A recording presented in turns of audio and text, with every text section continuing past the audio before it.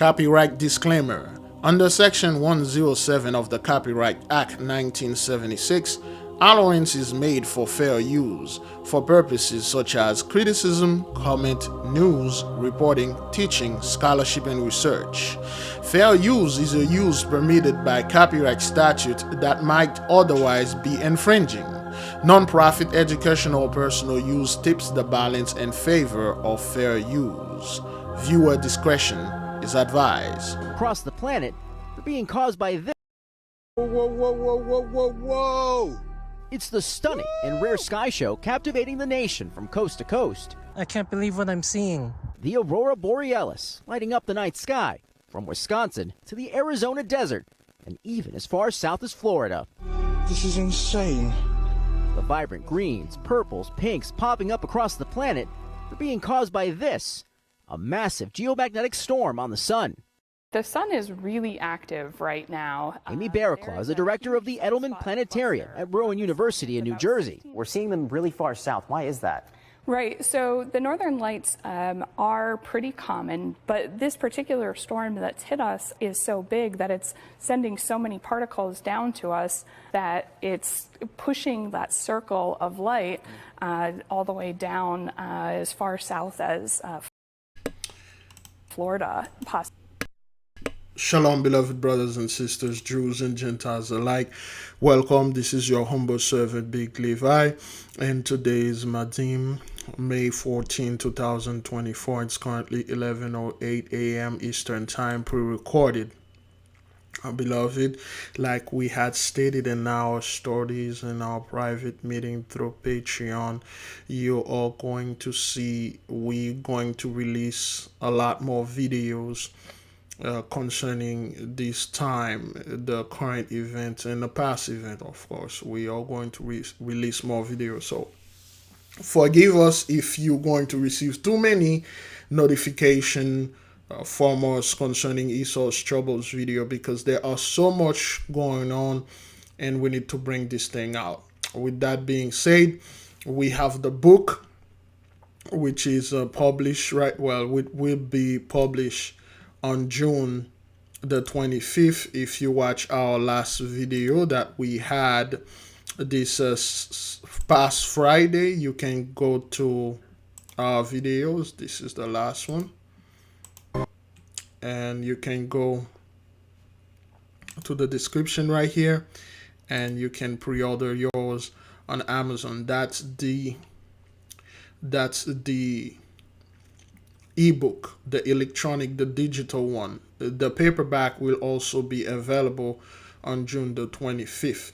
All right. So because of that, beloved, we are going to make much more videos of the events. Now, let's hear what's going on with the Northern Lights, because that's what they call it, Aurora Borealis. Okay, let's listen to what they ask. Okay, what's going on with this thing now? Storm on the sun. The sun is really active right now. Amy Barraclaw is the director. The sun being active. Shemesh is being active. This thing, we talk about this. We told our people, and we know about it. All the gates being open, and they are opening every year. They close and open. Once this one is open, the other one closed. Once the other one is open, this one is closed. That's how they do. All right. Now, the sun is being active. A lot of those stuff that are coming in that are making people sick, that are making people no more, it's coming from the sun. And the particles or the substance that's in it is so small, it goes below the Planck length, which means they are quantum energies. Another word, the plain word, magical energy, which sounds redundant, but it's particle magical beams that are getting into you. Whether you stay inside, whether you go outside, whether you go underground in your bunkers, it will penetrate and permeate it in your blood. If you do not have the proper DNA, you are duck. If you do not the proper DNA in your blood, you are, and there's nothing we can do for you. Okay, so those people are trying to explain. All right, this is what it is. Before we go into the main event, all right? Of the Edelman Planetarium at Rowan University in New Jersey. We're seeing them really far south. Why is that? Right. So the northern lights are pretty common, but this particular storm that's hit us is so big that it's sending so many particles down to us that it's pushing that circle of light all the way down as far south as Florida, possibly even Hawaii. If you can see the northern lights in Florida, then it's not northern lights. If you are able to see the aurora borealis in Florida, like some of our people did, it's not northern light. What they are saying here has nothing to do with the northern aurora borealis. It's an aurora. Let's see if we can define the term. All right, let's see if we can find the term right here.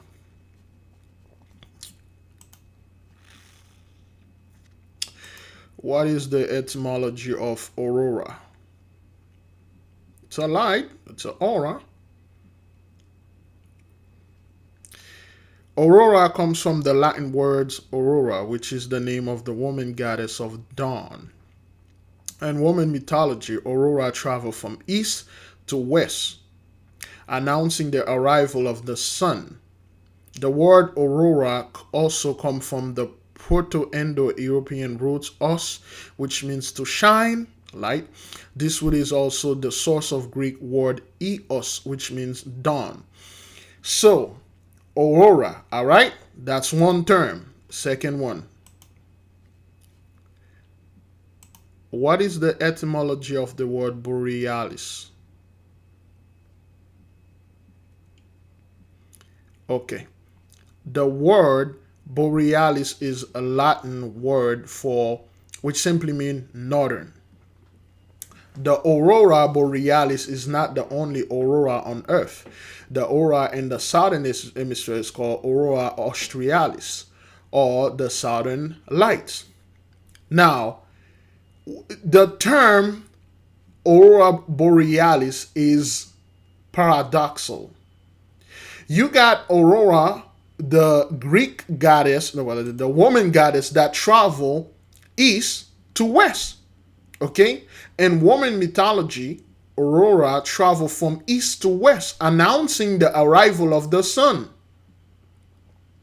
So aurora follow the path of the sun east to west. How is it north? How is it the lights coming from north? How is it you call it borealis, which means northern? What is it? Is there another sun in the north? Is there a sun in the central of the earth? Is there a sun that emitting these beautiful rays? How is it aurora, which mean travel from east to west, and then you put borealis in it, which mean northern? Oh, the light that travel from east to west is now from the northern. This is paradoxal. This is very confusing. Okay, what you saw here was not the aurora borealis or the northern lights. I don't know why they call it. They try to. Well, of course, I do know why they call it northern lights, because they want to confuse people. They want to tell them, hey, this is a northern lights that you see all the way in the south. Then if it is a northern light that we see in the south, then that means the north and the south switch places. You have people in Oregon. You have people in the UK that saw it. It cannot be the northern lights. Oregon is far west. There's a sister that sent us pictures of it that she saw over there in Oregon. Then if it is, north has become west.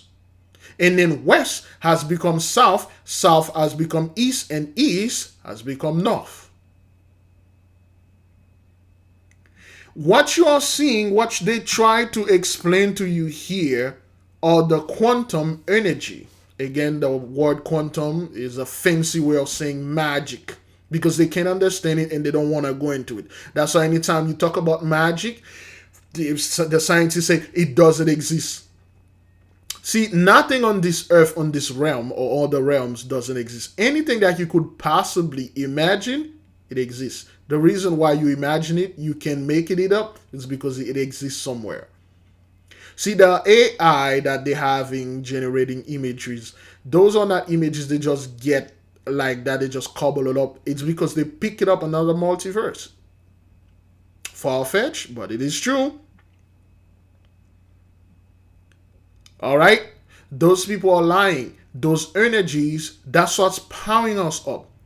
When those things permeated into our bloodstreams, it recognized our DNAs and it clicked with their mission, and then they stay there. We are receiving much more information.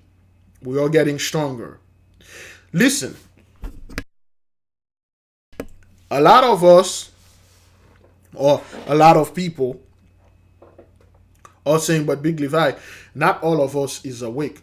Look, the sun do not need the permission of folks to rise. The sun do not need them to be up in order for it to go up.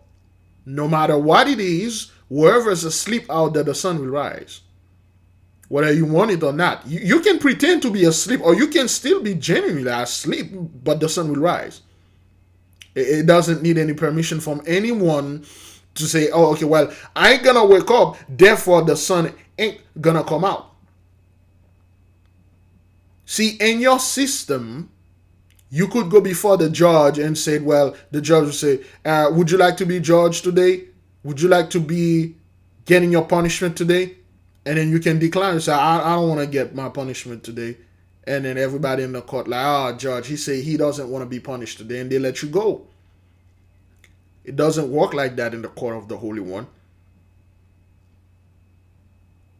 It doesn't matter if when you're summoned to court, you show up or you don't. It won't matter. It's already been done. Past, present, future. It's all going on right now. It's the great now. The sun doesn't need your permission to rise. Whether you are asleep or you are not, it will rise. And whoever is acting that they are asleep, or whoever is asleep, you dead asleep. That's it. That's it. And the one that are asleep will wake up. You've been sleeping all night, and the day coming here, you act like you're sleeping. And then you're waiting until the sun go down so you can still be asleep. It doesn't work like that. This energy that are coming out there, beloved, is holy. It's separate. It's both. It contains the polarity. Of course, it's tetrapolar. You had all the four elements in there. It's magical. Don't let people telling you it's the northern light. You in the south, you can see it. It can't be the northern light. Back then, once you want to see the northern light, you have to travel north. You have to go to past Alaska or somewhere in Canada, all the way to the North Pole to see it. And then now you're in Florida, you can see these things, and people are saying, well, because of the storm, it's so grand, it's so powerful. No, that's not what that is. Those are great signs that are talked about in the holy books. You're going to see a hell of a lot more stuff. Now, people, they try to discredit this and say, well, Big Levi, CERN is doing this. ARP is doing this. So they can scare us. Oh, hell no. You're going to see a hell of a lot more stuff. Where people say, well, Big Levi, you got to say something about those people spraying the sky so we won't see stuff. You see, all those spray garbage that they are doing, it ain't working. It ain't working. People see it. It was all over. And then before that, okay, way before this, we had a sister, all right, that was sending us pictures. Let me see if I can get them right quick. Okay, I think I got them. Let me go ahead and let me download them first. Okay, they are here. Let me get them right quick. All right, there you go. Okay, is that one? That's the two. That's the two moon. Okay, the sister saw in the sky. This is not a reflection. Those are two moons. All right. Okay. Get the other. Okay, that's the one. That's the light the sister saw. That's like a month ago. A month ago, she saw the light, the purple light coming behind her door. Well, her neighborhood. Okay, that's like a month ago. This thing being there, purple, well, the color of kings, Kokav is in the mist. Of course, when you watch all the colors, they are the colors of the seven planet. Okay, red, blue, green, yellow, black, white, and purple. All of them. They're all in the sky. Okay, so that's what's going on here, man. All right, the two moons and things like that. Okay, I think yeah, that's the sister in Oregon. All right. Okay, so that's what she's saying. How could you be all the way on the west and then you can see it? It can't be the northern lights. Okay, this is not from northern. Okay, and when you watch this, if you well, I don't have this software in my computer. If you watch closely, okay, from afar, you can see that it's like a half sun, or there is a circle here that are emitting those rays. Okay, the northern light doesn't emitting rays like that. The northern lights are more like a wavelength. It go wavy. But this one is emitting straight rays, like energy beams that's coming out from this part or this invisible planet or whatever that thing is over there. Can't be the northern lights, okay? All right, people are saying like, well, this is the northern light and stuff like that. No, it's not. And beloved, get ready. Well, we already ready. You 83, you can't get ready for this, but get ready. The storms, the floods, the fires, the 10 plagues only going to be amplified.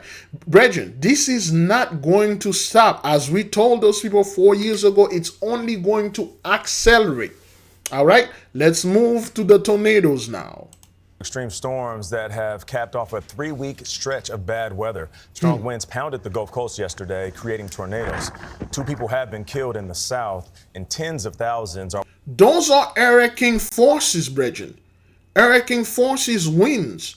They did not see this coming. They didn't have a time to react. They didn't have a time to tell the people, get ready to 3 days from now, a week from now, gather food, gather this, gather that. They didn't see this coming. This is Henderson, Louisiana. Well, they put there LA, which is not Los Angeles. But this is Louisiana. They don't see these things coming anymore. They cannot get prepared for this. And again, it's not going to stop. It's going to get worse. It's going to amplify. It's going to double down. Are without power this morning. Lightning even shut down a major airport for hours. Janice Shamlin has more on the violent weather.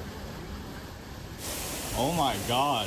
Another rough start to the week with punishing winds and torrential downpours, this time slamming the Gulf states. A tornado hit western Louisiana, damaging homes in Sulphur, and storms across the state delivered winds up to 80 miles an hour. One woman was killed and 2 injured, including a 5-year-old near Baton Rouge, after a tree fell onto a mobile home.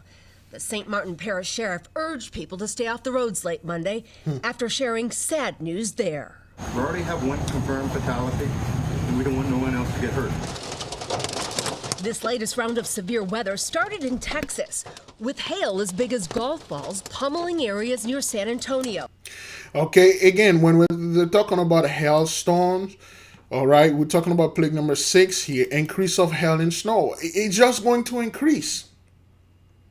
And you cannot stop this. See, this cowboy fellow over there, accusing the fellow, but, he's just like I have he has a cowboy hat, We're not just saying that those 2 guys are actually cowboys. But he has a cowboy hat, which means that he is one of those southern fellow who has a gun, gun-toting liberal or gun-toting conservative or whatever the hell they're calling themselves down there. See, you can't take your gun and shoot the weather. See, you guys can't take your guns and go out there and start shooting the hailstones.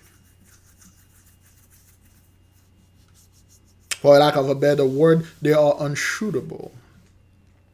See, you guys can't go out there and take the weather and put your knees upon its neck until it can't breathe. And after that, you say, well, the toxicologist came back with the result. The reason why the weather died is because it had too much fentanyl in its system. See, you can't do this. All you have to do is tell your people, stay inside. We don't want any of you scumbag die, so I won't have to make any report and write in it.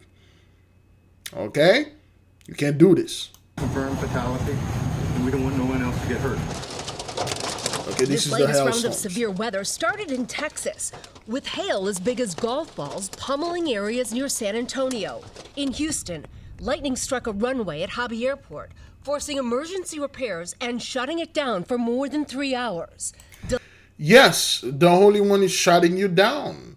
Beloved, this thing here is real. A lot of people are saying, well, Big Levi, you have to understand, ARP is doing this so they can bring Jacob's trouble. So FEMA can take us and put us in camp and gas us and say, hey, we're going to worship Cesare Borgia or Amashiach, the Black Jesus, like, the one putting what out there the other few days that people are randomly finding that Bible being burned and nobody want to be Christian anymore because they find out that the people were certain skin color. Which one you want to serve? Well, I don't know. Well, we're gonna gas you. This is Jacob's trouble. We got the National Guard. We got the UE, the EU. We got everybody. They're going to come here and then bring Jacob's trouble. Remember, Jacob's trouble said like the EU, especially Russia, gonna invade America so they can come over there and take us. And then Putin already tell you, hey man, I don't know nothing.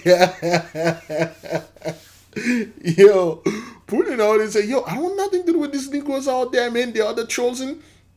I don't want nothing to do with them. So he's going to send his troop, and then in Germany and in England, they're gonna come over here and then say, hey, this is Jacob Trouble. Everybody, get in line. All black people, we're gonna get out of here. What you're seeing here is real. And it's being done by the Holy One.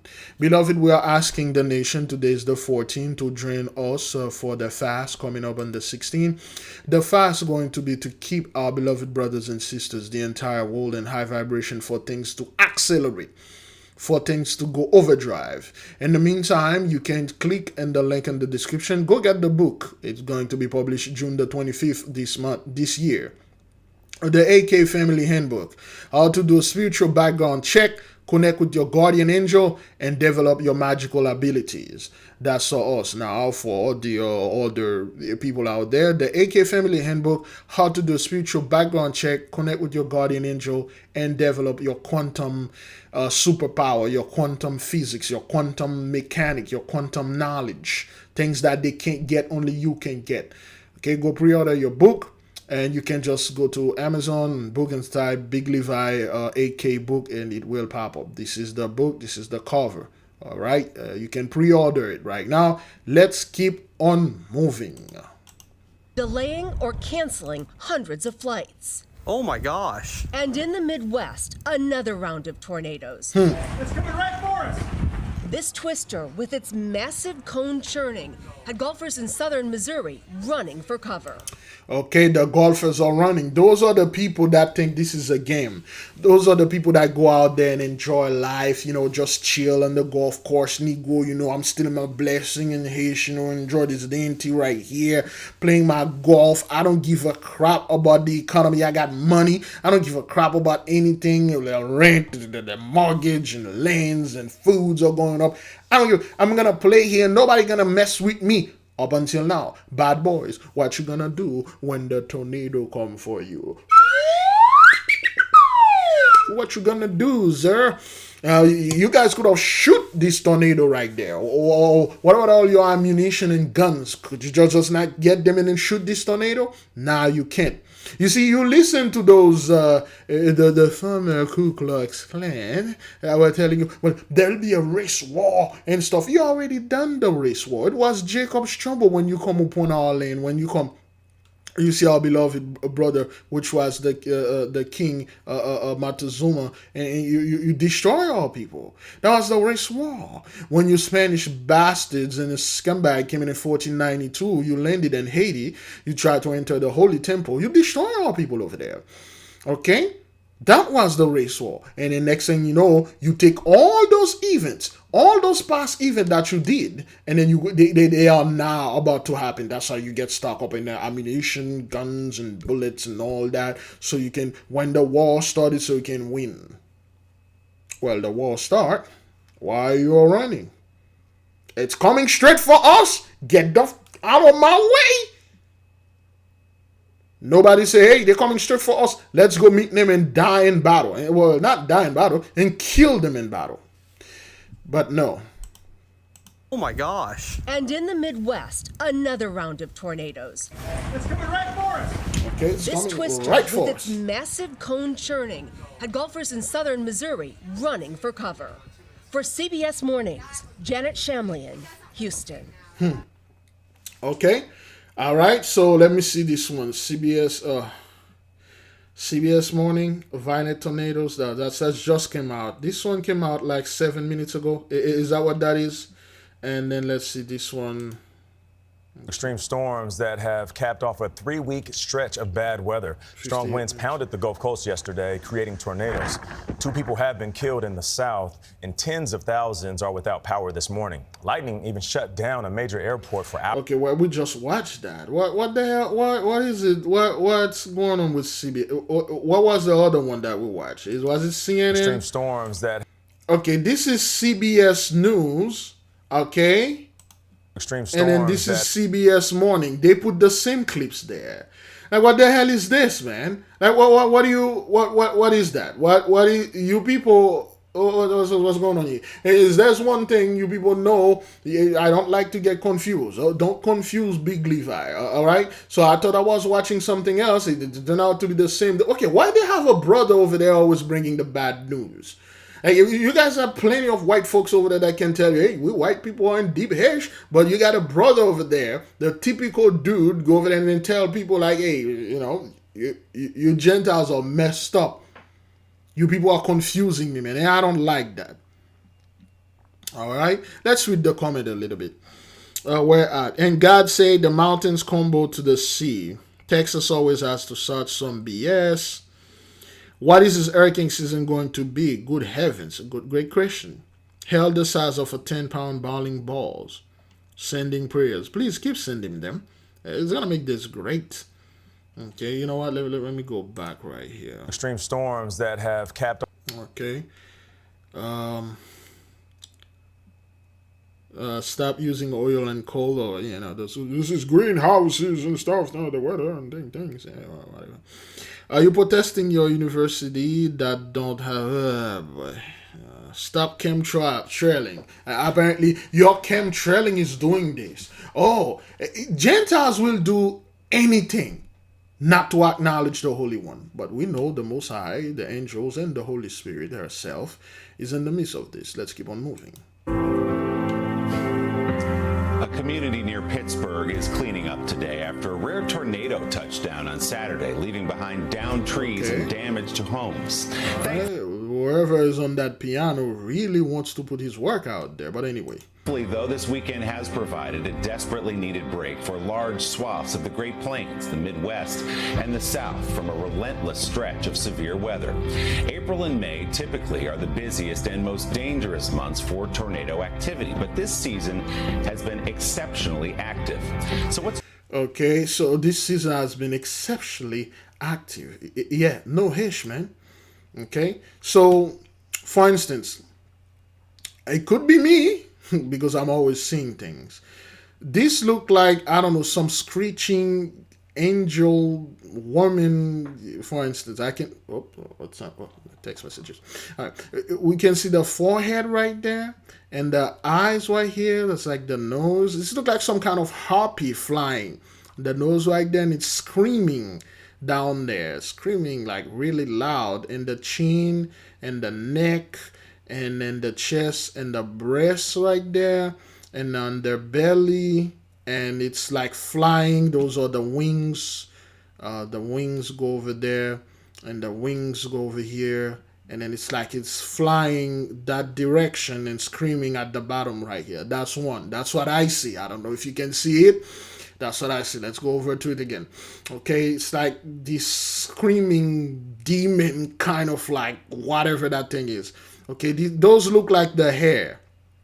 Spiky hair over there, spiky hair, spiky hair, spiky hair, spiky hair, and forehead, eyes looking this way, upright nose, and go down there, mouth open, screaming, and down the chin, look like some kind of beard.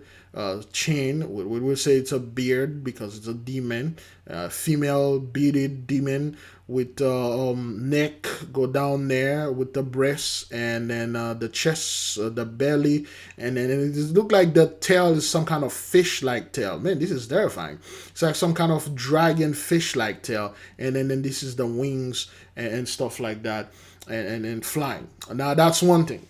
But when you look at this, you can see there's an eye here, an eye there, a horn here, a horn there, and a horn in the middle, the mouth there, the chin here. It's just scary things. There's a big Negro lips here.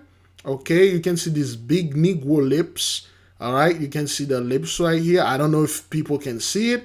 And then there's an eye right there, an eye right here, a nose right there. It's just everything is in there. It's just all sort of terrifying, nightmarish things that in there. You know, when you go subatomic, you encounter those things. It's just they are coming here instead of you going see them. Again, it could be me, but all right, great glory. Let's keep on moving. But this season has been exceptionally active. So what's driving the uptick, and why do tornadoes seem to be moving into more populated areas? NBC meteorologist Angie Lassman has our Sunday focus. From Oklahoma. That's a tornado. To Iowa. Did you see it? To Tennessee. Violent tornado. Okay, look at the name of the people that are reporting those things. Okay, Oklahoma, Iowa, Tennessee, Brandon Walker, Hank 42, Michael Gordon. All right. Because of this video, we will leave this full screen. Scenes of devastation across the country this look week. At this, Americans have always been fascinated by the power of tornadoes. From the blockbuster hit Twister in 1996 to the upcoming Twister spin-off that looks like it could be the movie of the summer. But the tornadoes we've seen day after day have been all too real. That's a tornado, large tornado, right here, in view. 6 weeks of punishing storms have left a trail of destruction thousands of miles long. Everywhere around me, it's a war zone. It's all gone. People across the country wonder. It's a war zone. It's all gone. Now, again, beloved, listen to what they said. She said, why is those tornadoes all moving to more populated area? They are not hating like those areas that are empty or the wilderness, if you will, but it is the popular area, the places that people live, and a certain group of people, a certain demographic stay there. Okay, well, we might be able to go check the people, oops. We might go check the demographic. Let me see if I got all things here.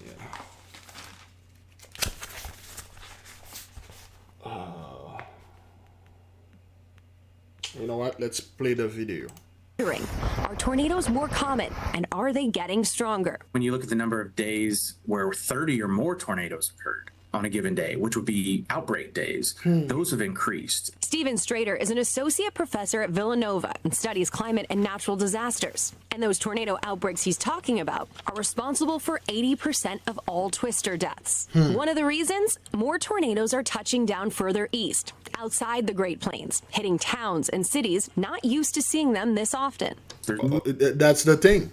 And that's the thing. And you people are not telling those folks, yo, the reason why this is happening because this is Esau's trouble. Okay, Jacob has come out of his, and then now it's your time to start this thing. And you got it. You're having a rough start.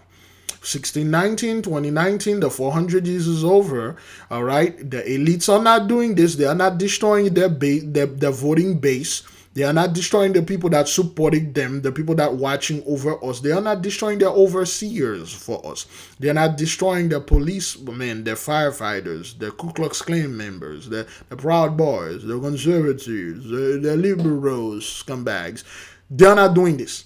The Holy One is doing that. Gotta tell them. Many more people in those rural areas in the southeast where vulnerability is heightened. A lot more nocturnal tornadoes. Okay, nocturnal tornadoes. That means they're coming at night, like a thief in the night. Again, listen to what the fellow's saying, all right? The Great Plains, hitting towns and cities not used to seeing them this often. There's many more people in those rural areas in the southeast where vulnerability is heightened. Rural area. Rural area. When they are talking about rural or rural area, you know, stay there. You know, besides those people that stay in the rural area, those are the people that go online and say, well, get out of the city, go off grid, buy food for like 2 years, buy rice for 10 years, buy peas for 25 years. And my brother sell them online. Yeah, the link is in the description. You can subscribe and follow. So, but buy things, go off grid. Okay, well, when you go off grid in those rural area bad boys, what you gonna do when the tornado come for you? Are you going to shoot it? Is that what that is? Are you going to put your knees upon its neck and choke it? Look at the devastation. Again, the so-called elites are not doing this. They do not have any weapon. They can control the weather and do that to themselves. If those people that ever had a weapon, well, they had the AIDS. If they had ever had a weapon when they had the tuberculosis during the Tuskegee experiment, they would have put it on us first. And they would have keep it on us. If they ever had a weapon, they could have caused those massive destruction. They would have destroyed the hood first. There wouldn't be no LA. Well, of course, not the area where they stay at. There won't be no Atlanta, no Little Haiti, no Miami, no Fort Lauderdale, no Lauderhill. Any of those neighborhoods that our people are prominent over there, they would have destroyed. But this thing is targeting specific demographic. A lot more nocturnal tornadoes, more tree cover, more tree cover. All of these influence the vulnerability and exposure. Is climate change to blame? The answer, it's complicated. Scientists are hesitant to make the answer is no. You cannot be blaming climate change here. Let me tell you something about climate change, beloved, when it comes to those people terms. Listen. Are you out of your freaking mind? Having this earth under your blessing, and you have the best scientists under your wing. You are paying them well, and they come up to you, they say, hey, rich man, rich people, if you truly want to enjoy your blessing, you have to reduce the amount of emission that you are, emitted in the air, in the atmosphere. Because if you keep doing this in a short few years, you're going to have bad weather. It's going to disrupt your blessing. And if you come up with the clean technology, which we already have, you will prolong the blessing. You will get more money, and you will keep, above all, the children of the light under your boots. You think they will choose to destroy and say, we don't give a crap? Let's destroy the weather. Let's destroy the atmosphere. Let's put more. Let's eject more stuff in the... No. That is because the people don't understand how smart the earth is, how intelligent this beautiful earth is. See, all those the climate change or emission in the earth and the air doesn't do a little dip upon this earth. You are getting more oxygen coming out of the ocean than the Amazon forest and the jungle and the Congo. Of course, it's the forest in the Congo, West Africa. We show you the earth has two major lungs, the Amazon forest and the jungle in the Congo. But it breathes through the sea, just like a human being. We have, quote unquote, two lungs. The left one and the right one, primarily, we breathe through them. And guess what? You have literally thousands of mouths, thousands of little noses. They call them pores. Pore breathing is probably the best thing you can do if you can do pore breathings. Pore breathings will relieve your kidneys, your heart, all your internal organs, but you got to know how to do it. We practice pore breathing. All your body have the little holes. You see the little holes that they have your skin have the well, not fur. Oh boy, I'm very tired. Well, your body have a bunch of little holes in it that have hairs coming out of it. They call them pores. You breathe through those. That's like the earth. The ocean is like the pores of the earth. Under the ocean, there's thousands of corals, thousands of trees and not trees, but plants. They breathe oxygen, and then immediately they inhale the CO2, and then they emit the oxygen. The sea itself, the water it's H2O, 2 hydrogen and 1 oxygen. Okay, make water. There's a lot of oxygen in there. The so-called climate change has nothing to do with this. They knew this stuff was coming. They got the prophecy. They got everything. They want to blame it. Oh, well, it's those rich people with their coal things, with the coal factory. We told you, folks, their technology haven't advanced yet. We're still using steam technology. Your computers, your Tesla, your phone are powered by steam. People are like, well, there's no steam engine in there. No, those power plants, they use electric and magnetic fluid technology to produce the electricity. They just use coal. The coal heated up the water pressure push the turbine, and the turbine push the generator and produce electricity, charge the grid. You charge your phone, you charge your Tesla or whatever. That has nothing to do with climate. This is the true raw power of the Holy One. The reason why this is happening because of you. You are causing this with your prayers, your high vibration. The more you stay in a high vibration, the more the calamity is coming upon those people. The more you be at peace, there'll be no Jacob's trouble. The more the cataclysm going to cleave into 83. That's what's causing this. That's why they're going hell over face. They're going to hell now, try to distract you. What about the Kendrick Lamar and then that fellow Drake? You need to talk about that and focus on that. What about R. Kelly, man? Hey, that cat named William says something out there we've been saying. We need you to focus on that. No, you're not. Beloved, please join us with this fast coming up, this 40-day fast to keep things in high vibration and accelerated things. And again, you can go ahead and pre-order the book that will come out in June the 25th, 2024. And the book name is the AK Family Handbook, How to Do a Spiritual Background Check, Connecting with Your Guardian Angel, and Develop Your Magical Abilities. In other words, your quantum superpowers, your X gene. Let's keep on moving.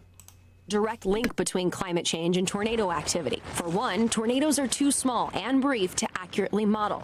But one thing is clear. A warming climate provides the fuel for supercell storms, the massive systems that can spin off these twisters. In the future, we expect to see more of those events. That fuel that feeds the thunderstorms is fueled by heat and moisture at the surface, and those are expected to increase as we go through the next 30, 40 years. Well, Experts say that this storm dude, patterns look, 30, 40 years, sir, I'll say for the next 3 to 4 months. Look, you do not have 30 to 40 years. Those people take like the system going to be there for 30 to 40 years. That's not what that is, man. How long we are into this thing, yo? Good grief. Is that thing recording? Is it recording? Yes, it's recording. But no, you don't have 30 to 40 years. Continue to shift, humans need to adjust as well. As cities grow and expand, there's more targets to hit when a tornado occurs. Think of the Wizard of Oz with the tornado dancing behind Dorothy as she's running to the shelter. It's not going through a field anymore. It's going through a brand new subdivision. So we have to be aware that how we build is just as important as how strong the tornado is. Okay, let me enlarge this, beloved.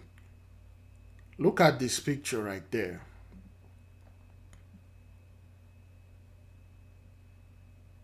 Is this a prelude to Jacob's trouble?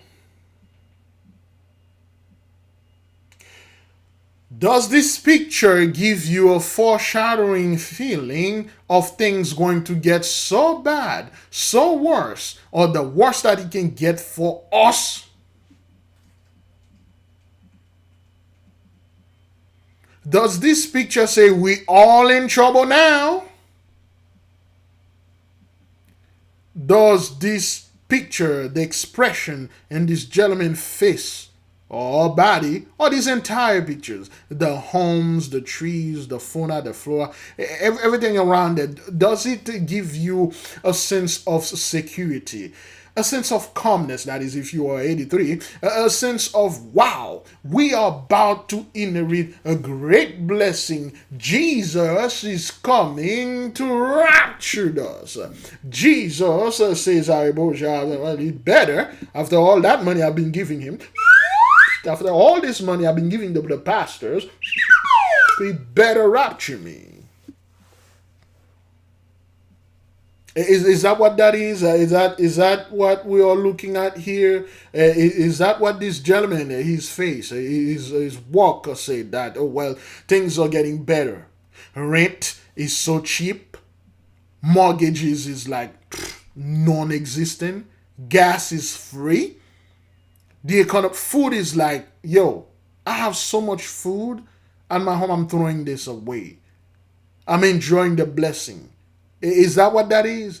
The illusion you people were living on. People think like things just got expensive now. No, they've been expensive. Welcome to our world. I mean, hey, mi casa tu casa now. Make yourself at home, although we don't have any bed or chair to sit in. You make yourself comfortable on the floor and use your own body as a blanket because we don't have nothing here. Welcome. You people stole everything. Now all the things that you've been stealing have been taken back from you. Now for the black people, we need to come together and to combat the elites. Oh, hell no. Well, we need to come together to combat whoever's doing this. No, I'm not going to come against my father and mother anymore. I've done that. I learned my lesson of 400 years of whipping and destruction. Look at the image here, man. This is not joke, brothers. This is serious right there.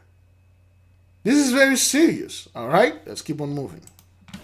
And Angie joins me now live. Well, Angie, good morning. It really has been. All right, you go to hell, Angie. Let's keep moving to the next video right here. For last week, we talked about how many tornadoes have hit the United States this year. A record numbers. So, too many. Yeah, hundreds and hundreds, and how they're moving from the Midwest to the eastern part of the country. Well, look at this.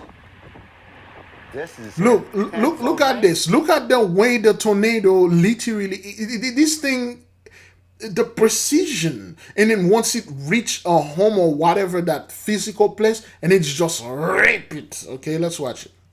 Moving from okay, the look Midwest at this. Look at this. To the eastern part of the country. Well, look at this one. This is in Pennsylvania. Okay. Western Pennsylvania. Western Pennsylvania. All right. Let's see if we can get Google Earth. Let's see if we can get Google Earth. And here we got Western Pennsylvania. Okay.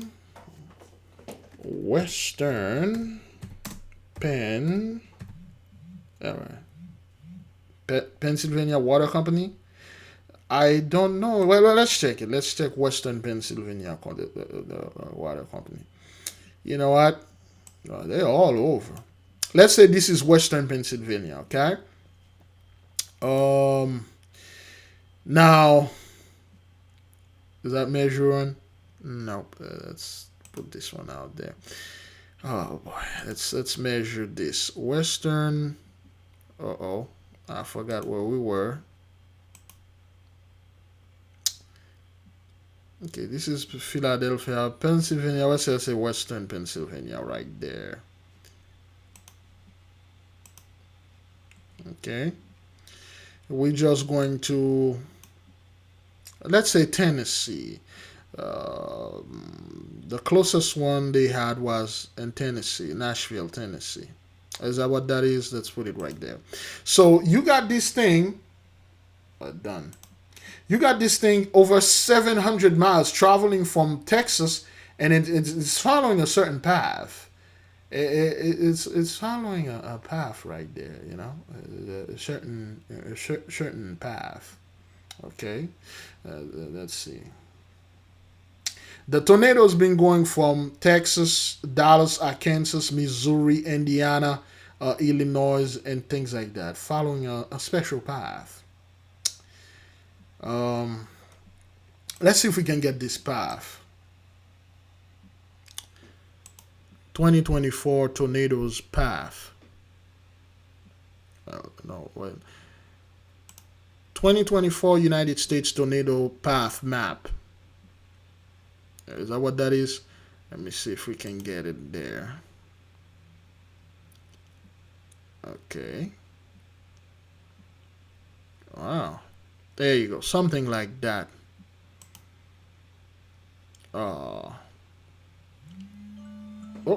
What time is it? It's already 12? Good grief.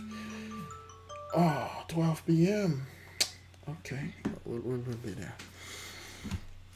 I can't I can't go. Is that okay? We need a bigger one.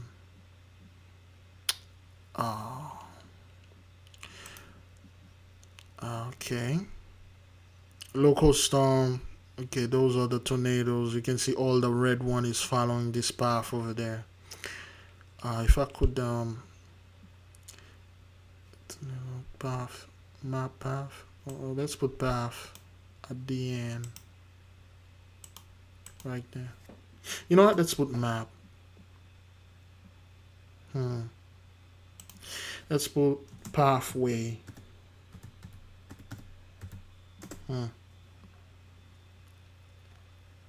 Okay.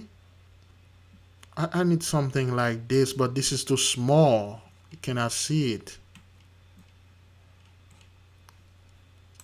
At least I can't zoom into it. But the tornado is following the same path as the solar eclipse, if you truly look at it. Okay, here we go. Is that no? Well, okay, that's the solar. That's the April 8th solar eclipse. That's the path. Okay, you can see Texas right there.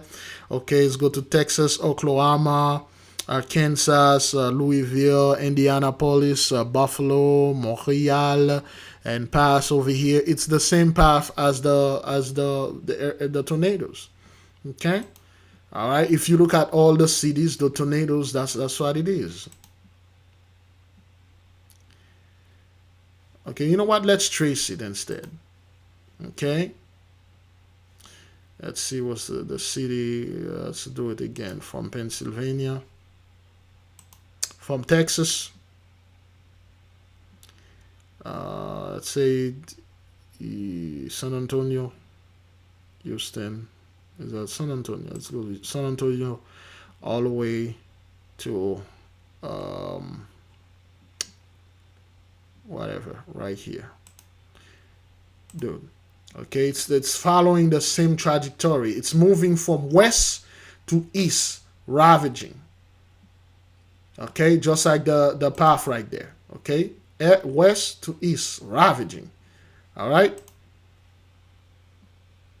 Some in the path of deadly tornadoes facing long recovery. Okay, it's the same path.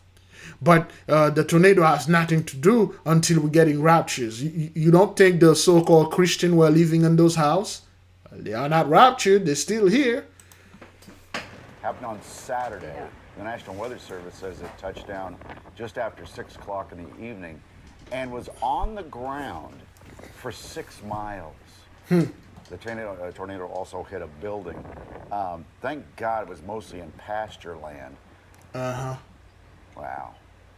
As of May 1st of this year, there have been 437 confirmed tornadoes, although many of the ratings are considered preliminary until published in the National Centers for Environmental Information. Yeah, you guys, until, you guys want to bring things there, okay, until you can come up with a lie, a better one, a better explanation.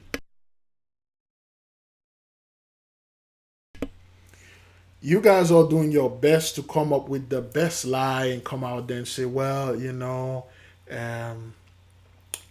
tornadoes, they weren't not that bad. They were EF1. It's just like media sensation. Nobody really did that. The people that died because they were having heart attacks and strokes. And some of them retired forever. But I say, go back, watch some of that Drake video, man. Nicki Minaj. Just like relax, man. Everything is fine. LeBron James over there, playing with that ball. And what else we have going on? Some Hollywood star got slapped in New York. Go talk about that. All right? Everything is fine. And get your 401k for about 30 years when you're going to retire and stuff like that. Let's keep on moving. But there's been a few EF3s and I think at least one EF4. Uh-huh. But yeah, now Pennsylvania's included. Wow. Yeah. Look at that video. Look, listen. I want you to listen to the conversation that they are having. Okay? We're not going to talk. Let's listen. Right here. I think at least one EF4. Is that what that is right here? Considered preliminary until published. There you go, right here. Although many of the ratings are considered preliminary until published in the National Centers for Environmental Information. But there's been a few EF3s and I think at least one EF4. But yeah, now Pennsylvania's included. Wow. Yeah. Look at that video. Trouble is when they stay on the ground for so long, for 6 miles. Just heard it. Wow. Mm-hmm. Now Pennsylvania is in this hish. Now Pennsylvania is in there.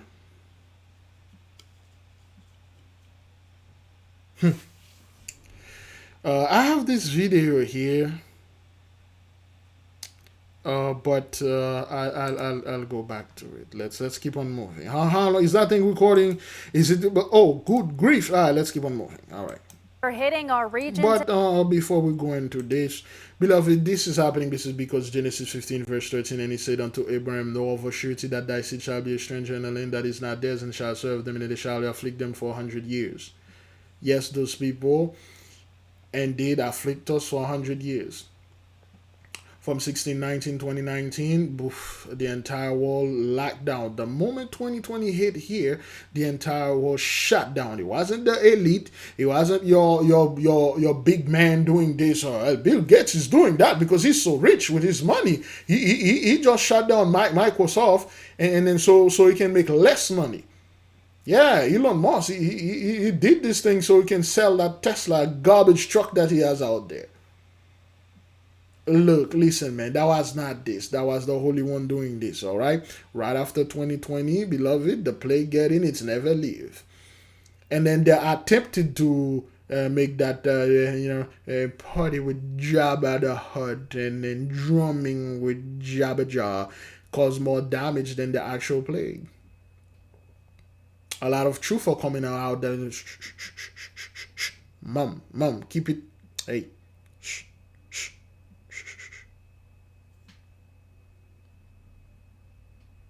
It's because of that. Now we are in Genesis 15, verse 14.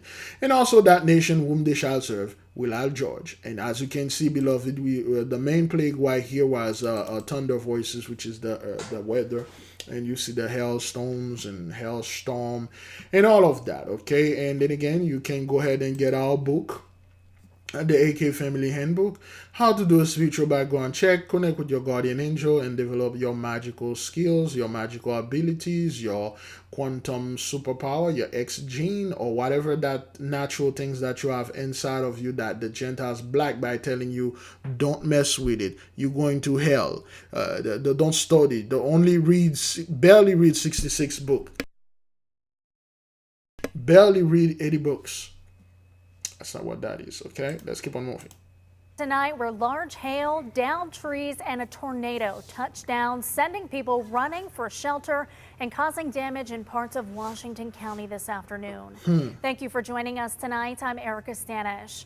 The National Weather Service says a tornado touched down near Finleyville around 6 o'clock this evening. They say they'll have crews out tomorrow to assess the damage and intensity. We have team coverage tonight getting a look at some of that damage firsthand. First Alert meteorologist Kristen Emery has been tracking the severe storms moving through all evening in Finleyville. We have Megan Schiller standing. This is probably the first time I'm seeing those people did not have a brother or sister over there trying to report this thing. This is okay. All right then.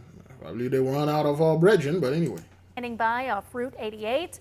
But first, let's get to our Ricky Sayer, where dozens of parishioners were gathering for a church service when that storm hit. We're told this tornado severely damaged 12 homes. One home lost its entire second floor. The tornado damaged 12 homes. Well, I'm not quite sure what the 12 stands for. Let's keep on moving. Last spoke with local officials at 9. They told us there have been no reports of any serious injuries. They are using infrared cameras on drones to look for anyone who may need help. And a Washington County commissioner told us the most troubling thing about all this is what happened at a local church. Mother Nature put a sudden end to a church service in Finleyville. And we were sitting there, we were singing a hymn, and the light started flickering, and then all of a sudden one of the windows blew out. Everybody ducked for cover. Linda Deasing says there was 50 to 60 people inside. Some had come for one of 3 baby namings. I don't ever want to experience this again. I've thought about what it might be like to be in a tornado, and now that I've found out, I don't ever want to experience this again. Oh, you have not seen nothing yet, lady. You people think you're gonna be safe on those whorehouses that has destroyed our people. You go hide in the churches and pray, baby naming. Think you're going to still enjoy the blessing and pass it on to your children again like your forefathers did. This isn't going to happen. This is not how things done. This is not what that is, okay? A lot of those stuff that you people used to, it's gone. Being in the church, I see the steeple of the church is ripped off. There shall be no safe place for you. There is no safe haven for you hidden. There's nowhere for you to run. Talking about Jacob's trouble. Be at peace, beloved brothers and sisters. If this is your first time here, be at peace.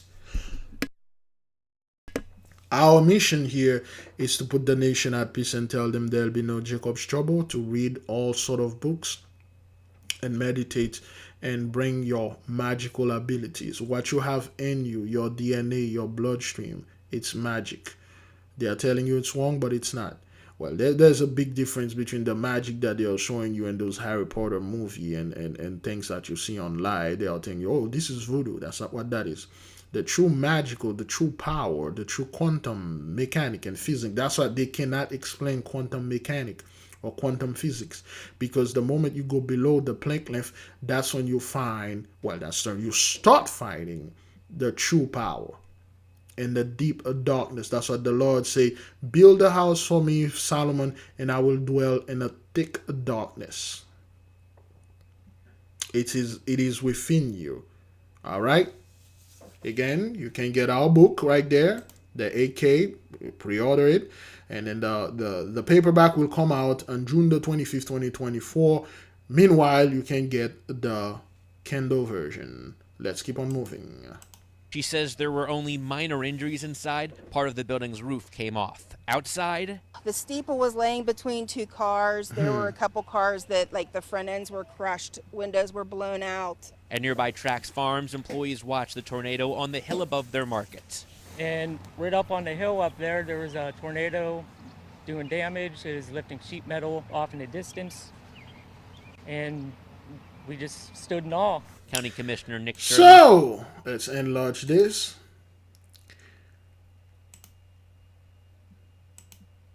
This is what the fella been. I mean, instead of him being in the church, nailed to that piece of wood, he bailed out, stole some clothes, get a freaking hat on, and giving his testimony. See, this is what happened to Azariah, okay? He just bailed out on those people in this church. He was supposed to be there to protect them and rapture them. You know, just swagger jack some clothes and put this thing on and come back and say, hey, man, I saw the whole thing. You know, I wasn't at the church, though. You know, I was trying to get some bass, you know, being a bass head and all that, you know, and the whole thing happened. And, hey, make sure you guys make no connection to me. Man, Cesar been hitting the rock bottom here, man. Let's listen to the fellow again. Above their market. And right up on the hill up there, there was a tornado doing damage. It was lifting sheet metal off in the distance.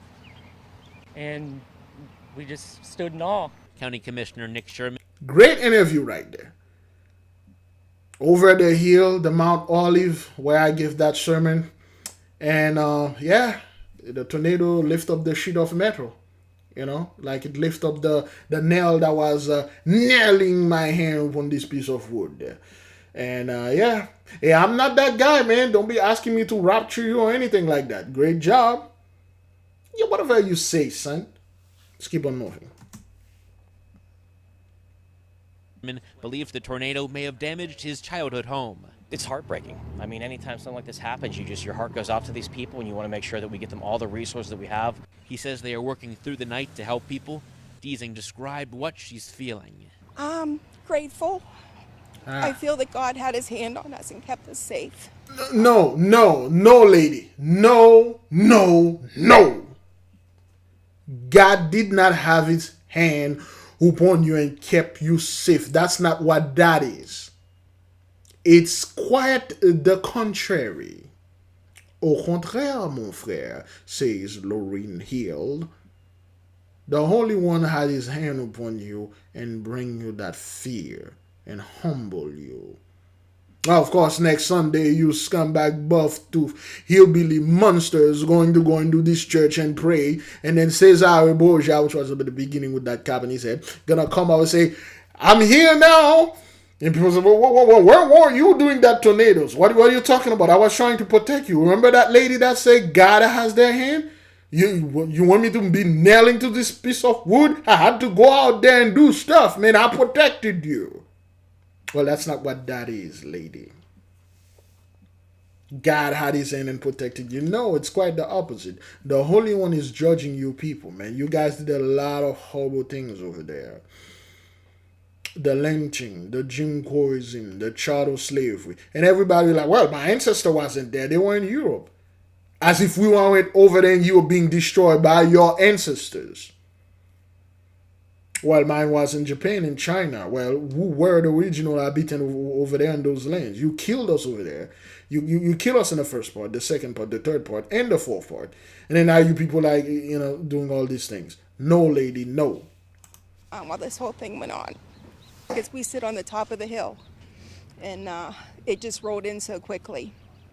So I feel grateful that God was with us tonight. And we are right next to Trax Farms right now. They are being used as a command post for police and firefighters. It's also being used as a shelter for anyone who may need help. Beyond this, they're not letting anyone but emergency vehicles go past. Live in Washington County, Ricky Sayer, KDK TV News. Thank you, Rick Sayer, the Revelator.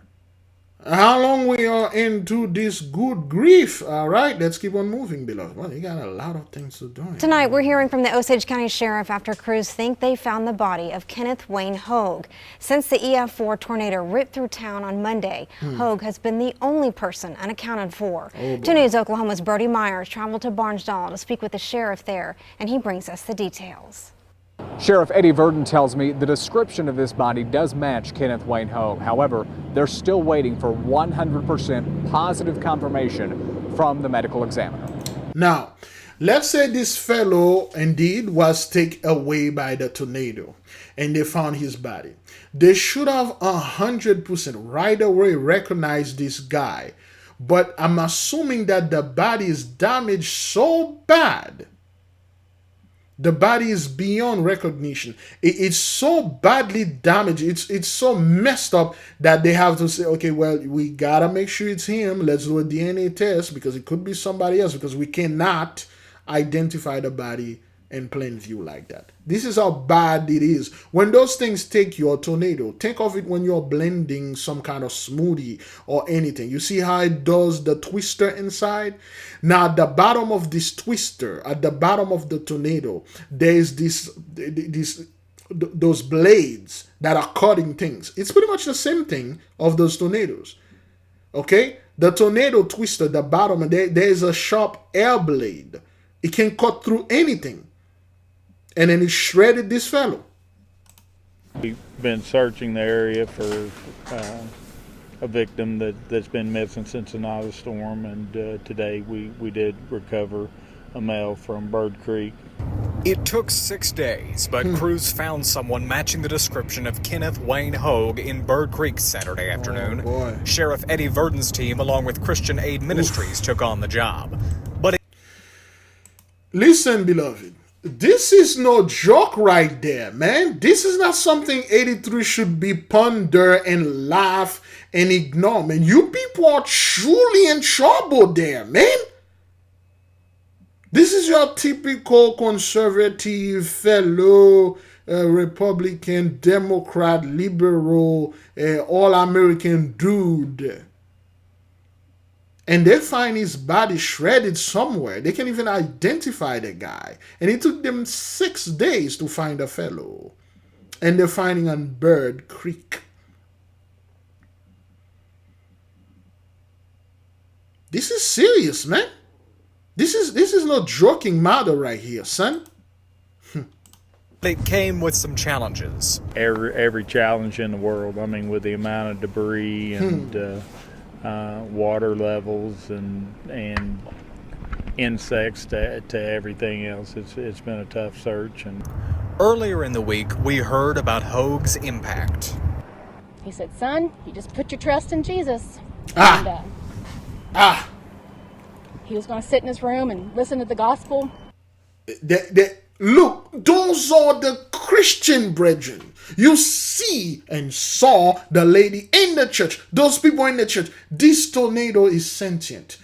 Those tornadoes, they have a mind, a mission. They are intelligent. They are targeting specific people out there.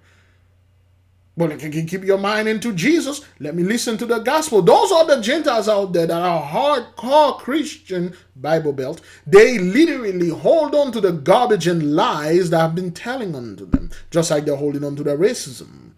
Because that's all they know. You see, it is extremely hard for Gentiles to cleave unto us. That's like, take off it an addiction. It's really hard to leave this thing, man. The thing is that addiction is not, it feels so wrong. It just feels so good. You don't want to let it go. Although it's destroying you, it feels so good. You know it's not good for you, but you hold on to it. It took really like it took an iron will to get rid of any addiction. And those people cannot get rid of addiction to Christianity and racism, man. Let's listen to this again. Again, this stuff, brethren, is targeted, all right? Earlier in the week, we heard about Hoag's impact. He said, son, you just put your trust in Jesus. And he was going to sit in his room and listen to the gospel. And he said, if the good Lord's ready for me, then that's where I'm going. Hopefully, the family can have the closure they've wanted all along. The discovery of this person brings the death toll to 2 in the Barnesdall tornado, a tragedy all around. Barnesdall neighbors now wrapping up the day of cleanup. They'll be back up and running tomorrow morning. Reporting in Barnesdall, I'm Brody Myers, 2 News, Oklahoma. Okay, I'm a little confused here when she said son. Is it... Let me listen to this. He said, son, you just put your trust in Jesus. And he was going to sit in his room and listen to the gospel. And he said, if the good Lord's ready for me, then that's where I'm going. So, is that the mother? It seems like the wife. Was it talking to, is it the son? I'm confused here. And you don't need, and you don't want to confuse Big Levi. Because is it was talking to a son of his? Or one of you here that hanging and swinging low? Is that what that is? Is one of you here hanging like a man hanging out? Is that what's going on here? Was it she talking about to him talking to her and him saying, hey, he son, or one of those daughters is actually a son? What is this here? I'm very confused. I don't know what's going on here. She says son. Was talking to one of his son? The story is incomplete here, and I'm getting very confused here. Was it this fellow over there? You know, with her or him wearing that Barnesdall brothers. Shouldn't it be sisters? Well, what's going on here? Look at those shoulders. Like those are football player shoulders. What's going on here? I'm very confused. I don't know what's going on here, but I'm assuming, I'm just, because the pictures come out that they look like females, I'm saying that he was talking to a son of his. But anyway, beloved, let's keep on moving, okay? How long we are into this thing? Oh, good grief. You can get the book, brethren and sister. Clicking in the description, get the AK Family Handbook, pre-order it. How to do a spiritual background check, connect with your guardian angel, and develop your magical skills or abilities, whatever you want to call it. Let's keep on moving. Leaving some residents forced to seek shelter. Is that yeah, that's Pennsylvania. Okay. Is it the same thing? Because you people keep playing the same thing on different network, confusing Big Levi. All right? Watch as this tornado rips through western Pennsylvania, shredding rooftops. The National Weather Service preliminarily says the twister was an EF2 with wind speeds of up to 118 miles per hour, leaving some residents forced to seek shelter, including about 100 members of this local church, some infants. I go out and I see debris flying all over the auditorium, so I immediately thought right down in the basement. The tornado striking in the middle of church services. Watch as the lights go out as the pastor's wife was in the midst of a song. I thought I heard the windows start to shatter. My scene can separate. You can, okay, look at this. She's singing, okay? You can't make this up. The tornado striking in the middle of church services. Watch as the lights go out as the pastor. You're the God who stands. As the lights go out as the pastor's wife was in the midst. My scene can separate. Boom, the light went of a song. I thought I heard the windows start to shatter, and then the sound was like a train coming through. That's the church steeple that flew off the building and damaged several cars. The pastor says, amazingly, no one was seriously hurt. Nah. The severe weather continuing a trend of tornadoes over the weekend. Look, the tornado went through all this neighborhood and targeted a church, man. Great glory. With 4 preliminary ones reported yesterday across the Ohio Valley and 3 potential ones in southwest PA. The National Weather Service reports there have been a staggering 746 preliminary tornadoes year to date, some that have recently decimated through the heartland. But back in Pennsylvania, Cleanup is still underway tonight. I heard the winds, like real strong winds at my house a half a mile away. Many also thankful they survived. There's no way we should be here. I'm telling you, God was with us. George Solis, NBC News. Yes. Thanks for watching. Stay up. Yeah. Oh, you son of a bitch. All right, there we go. Yeah. God were with you. God was with you. God is with you. Out of here, son. Yeah, but God were with you. Get out of here. Let's keep on moving. Alberta, causing poor. All right, let's go in the beginning right there. All right, then. We are now in plague number 2. Fiery conflagration of the city. We turn now to those fast-growing wildfires in Canada, forcing thousands to evacuate their homes. More than 140 active fires, the majority raging across British Columbia and Alberta, causing poor air quality and reducing visibility. And that smoke is already impacting air quality in North Dakota, Minnesota, and other parts of the U.S. Here's ABC's Jacqueline Lee. Tonight, firefighters are racing against the clock to contain wildfires that are consuming parts of Canada. In northern British Columbia, thousands of residents in multiple communities evacuating. 90. Excuse me. Oh boy.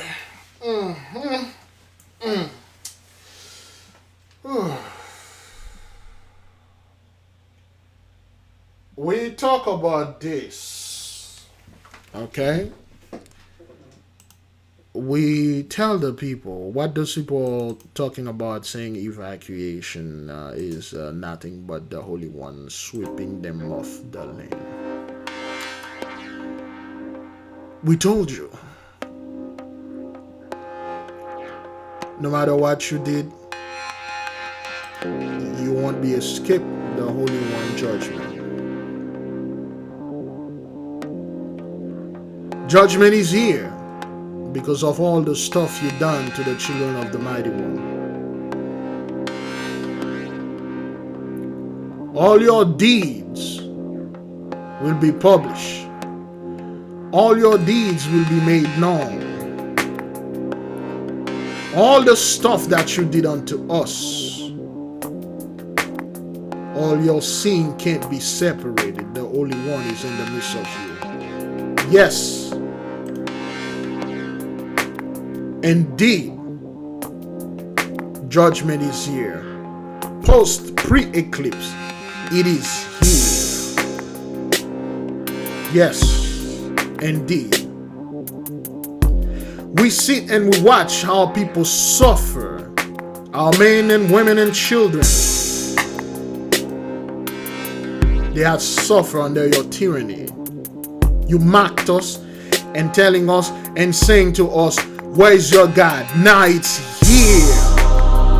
Yea, the Most High God Almighty's enemies. Yea, the angels, the Holy Spirit is indeed in the midst. Now, where is your God? Where is your Cesare Borgia? Where is your angels? Where is your father Cain the liar? Where is your forefather Lamech the deceiver? Where is your power now?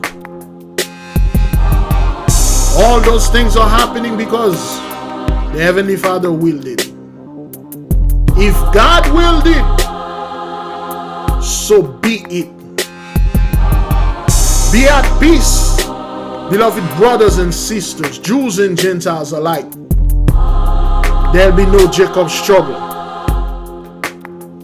Yea, we went to Jacob's trouble. 400 years, nothing but punishment. 400 years, nothing but destruction. The Holy One has forgiven us. Yea, we saw the sign in the heaven and the aurora borealis. Yea, judgment and punishment is upon you, 83. The Holy One has turned his face against you. Holy Son, the Holy Spirit, the angels are in our midst. We are protected. Don't think you're going to get out of this. Don't think you're going to escape this. Don't think you're going to flee and go hide on Mars. None of these things will help you.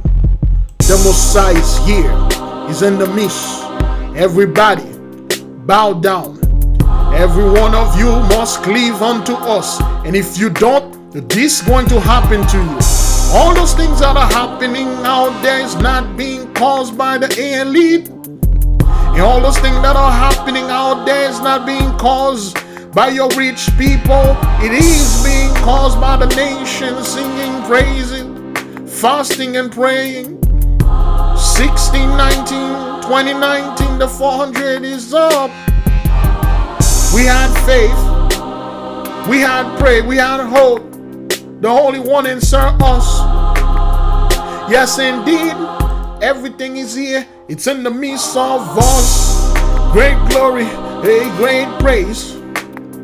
Judgment is here. No matter what you do, our power is now here. Where's your God?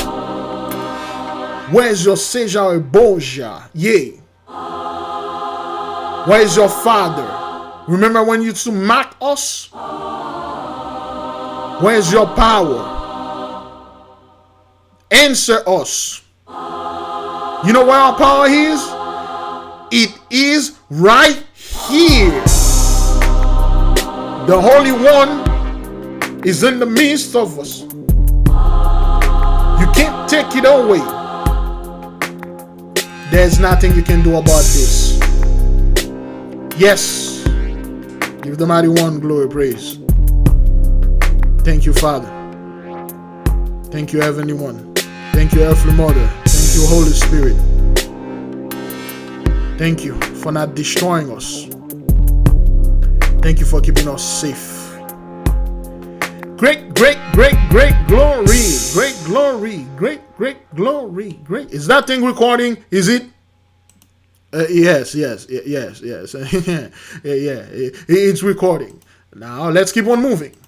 Of the country's active fires are in British Oh, Columbia. wait, then let me double check, man, because sometimes that thing is not record. Is it? Okay, all right. It's in 1 hour and 20 something minutes. Boy, it's 12:35. All right, let's keep on. And Alberta.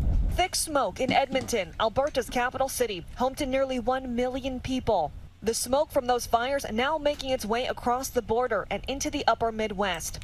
Okay, so this thing is all the way up in Canada. So the Northern Light, is that what that is? Is it the Northern Light causing this? Because you scumbag, will not say anything. Oh, well, there's some random wildfire over there in Texas or in Canada or over there. Okay? And you people not saying like, wait a minute. This is what causing this. This is what causing that. But whatever you say, man. The entire state of Minnesota and much of Wisconsin under an air quality alert for unhealthy air through tomorrow. Last summer, much of the U.S. impacted by smoke from the fires burning throughout Canada. The New York City skyline turning orange amid the hazardous air quality. Rachel, Canada is coming off its worst wildfire season on record. The current widespread drought is not helping anything, with the potential for another rough wildfire year ahead. Rachel? Certainly not helping. Jacqueline, thank you. Let's keep on moving. This is Mexico right there. 6.4. Is that Mexico? Mexico-Guatemala border. Is that what that is? 6.4. You know what to do. San Marcos, Guatemala. Okay. This thing is everywhere. Okay, beloved. Let's see. This is plague number. We have it here. Of course, number 10. Okay, thunder voices and destroying earthquakes. And of course, it's plague number 5 also. This destruction by earthquakes and the swords and things like that. All right.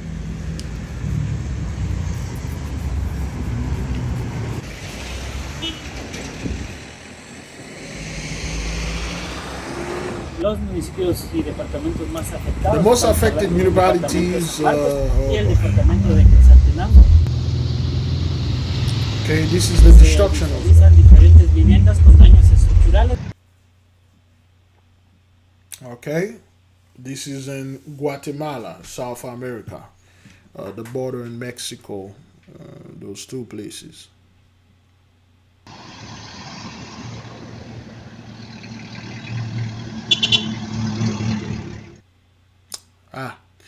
Let's keep on moving. Okay, this is in floods in Afghanistan, all right?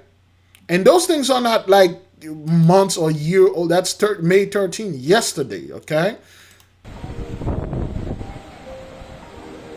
Flash flood have killed more than 300 people in northern Afghanistan.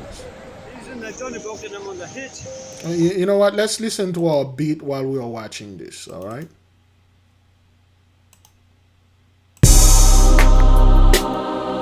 Yeah.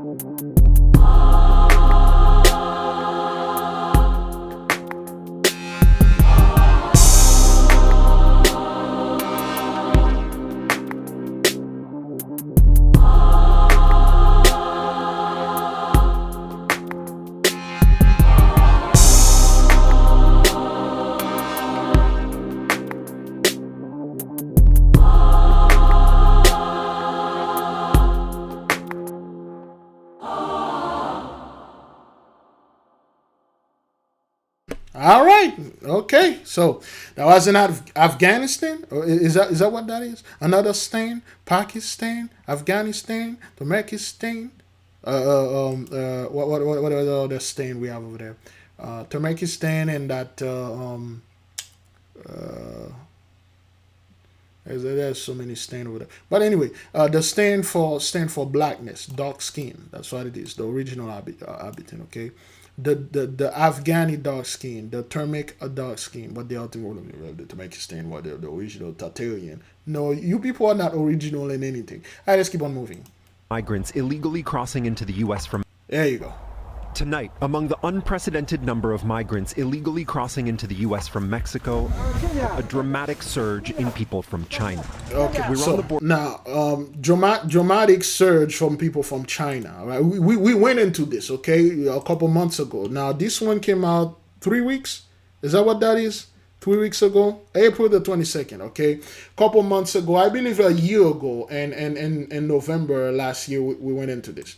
People always say, well, they are sending healthy men only so they can take over. No, there's a woman here, and then there's a little boy here. Those are 2 women, okay? A lot of the women are fleeing. China is not good.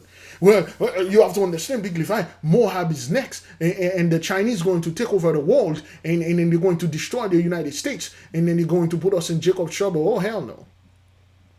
They are all 83, they are all in trouble. And the so-called Chinese or Asians that are coming here, crossing the border, nobody doing anything to them. You see all those cars, they are escorting them. They want them here.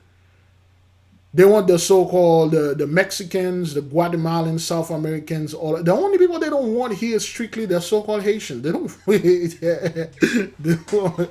They don't want Haitians there. You know why they don't want Haitians there? There's a clip. There is a clip. Let me see if I can find it. All right, there you go. Now, this is one of the reasons why they don't want Haitians here. All right, watch this.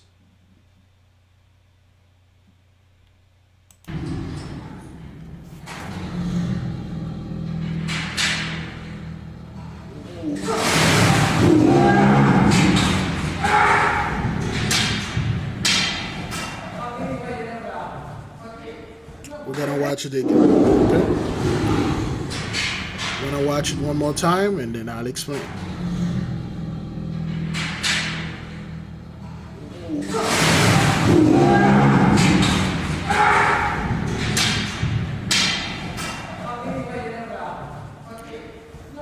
All right. See what you're seeing here? This is a man and a tiger's dent. See, they got at least, well, we don't want to count them. We'll say they got like 7 tigers here. 1 man. 1 tiger is enough to take this man out. See, those tigers weren't raised in the jungle, in the wilderness, or in the savannah, in nature.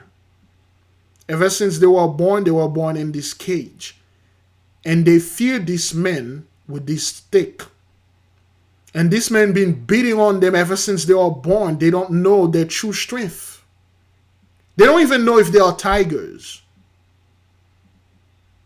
You got 7 to 10 tigers afraid of 1 man with a stick.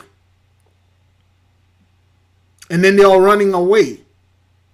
You know what would happen if you bring a wild tiger in there? So one of them you caught in the jungle, or one of them that escaped from the jungle and get in here. You think it's going to take Hish or trying to come up with that little stick over there, trying to beat this tiger that was raised? He know he's a tiger, and you know damn well you're a human. You are meal to him. And the moment this wild tiger that somewhat you got into the midst of the other tigers, and the other tigers say, hey man, let's go get some food, and since you're from outside, let's show you where the food at. And then when he got there, he saw these men trying to attack them. And then he saw the others. Remember, the tigers, they follow. They follow the other ones. The moment they see 1, 2, 3 tigers going to the same things, the same way, they all flee. Watch this. Okay? The moment they open the door, all right? They open the door. Okay, 1 tiger. They all follow. Okay? They all follow each other. Okay? What would happen in the midst of this tiger, unbeknownst to him, a wild tiger get in there, and then you come with your little stick trying to scare him. Like, back in line, go eat, and this tiger bounce at you and go for the jugular and take you down. You know what would happen? The others that like, wait, he took him down with the stick and he didn't even use the stick. And the other tigers will learn and they will act, man. And they'll go for everybody in here. So that's why I wanted to lets you know that they don't want certain people over here because they don't want certain connection. Let's keep on moving, okay? The Chinese over there. People from China. We're on the border east of San Diego. This is a group that crossed a few minutes ago. Okay. Border Patrol just directed them to the open-air detention site. Okay, Border Patrol just directed them. They don't run after them on horseback. They don't humiliate them on the media. Okay, they don't call them names. You don't see the news all over humiliating those people, calling them names and talk about how poor the country is, which China is very poor. Okay, China is very poor, poorer than Africa, because they like to say, well, Africa is poor. China is very poor. They don't want to say that, but anyway. They tell us they're fleeing poverty and political repression, including the aftermath of COVID. Why did you leave China?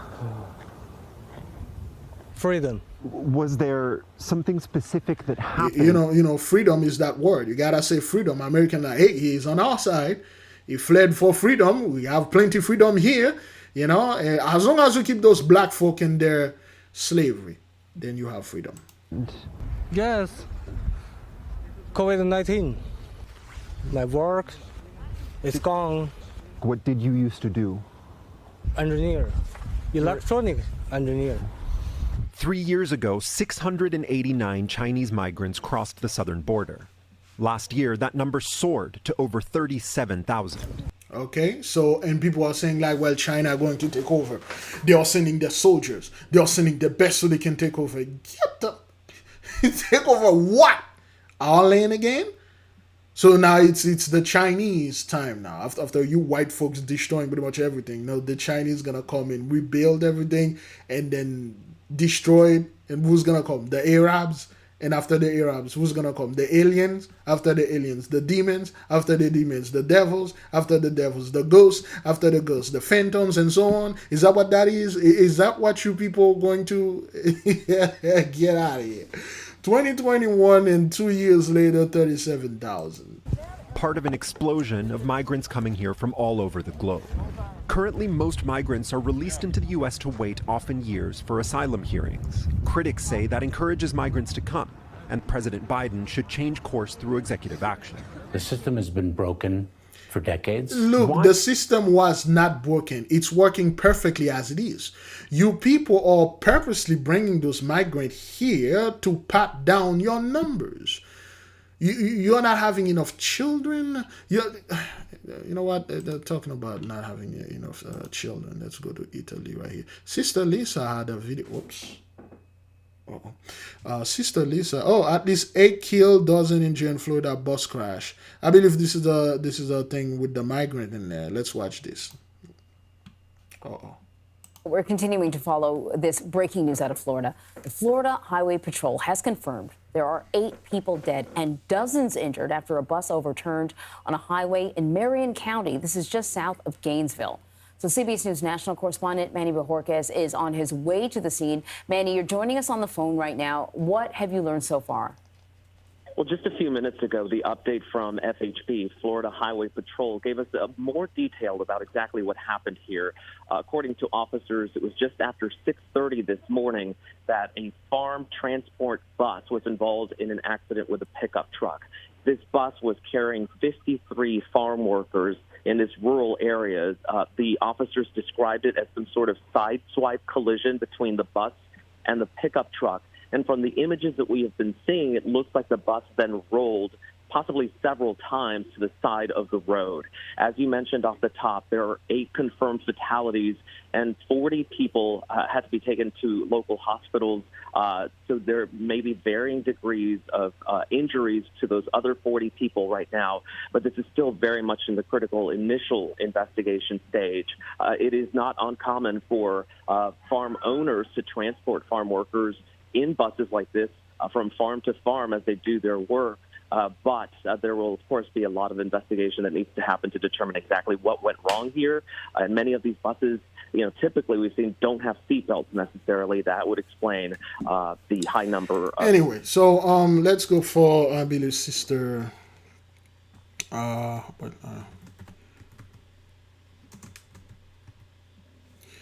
Sister Lisa had a recent video concerning the birth rate.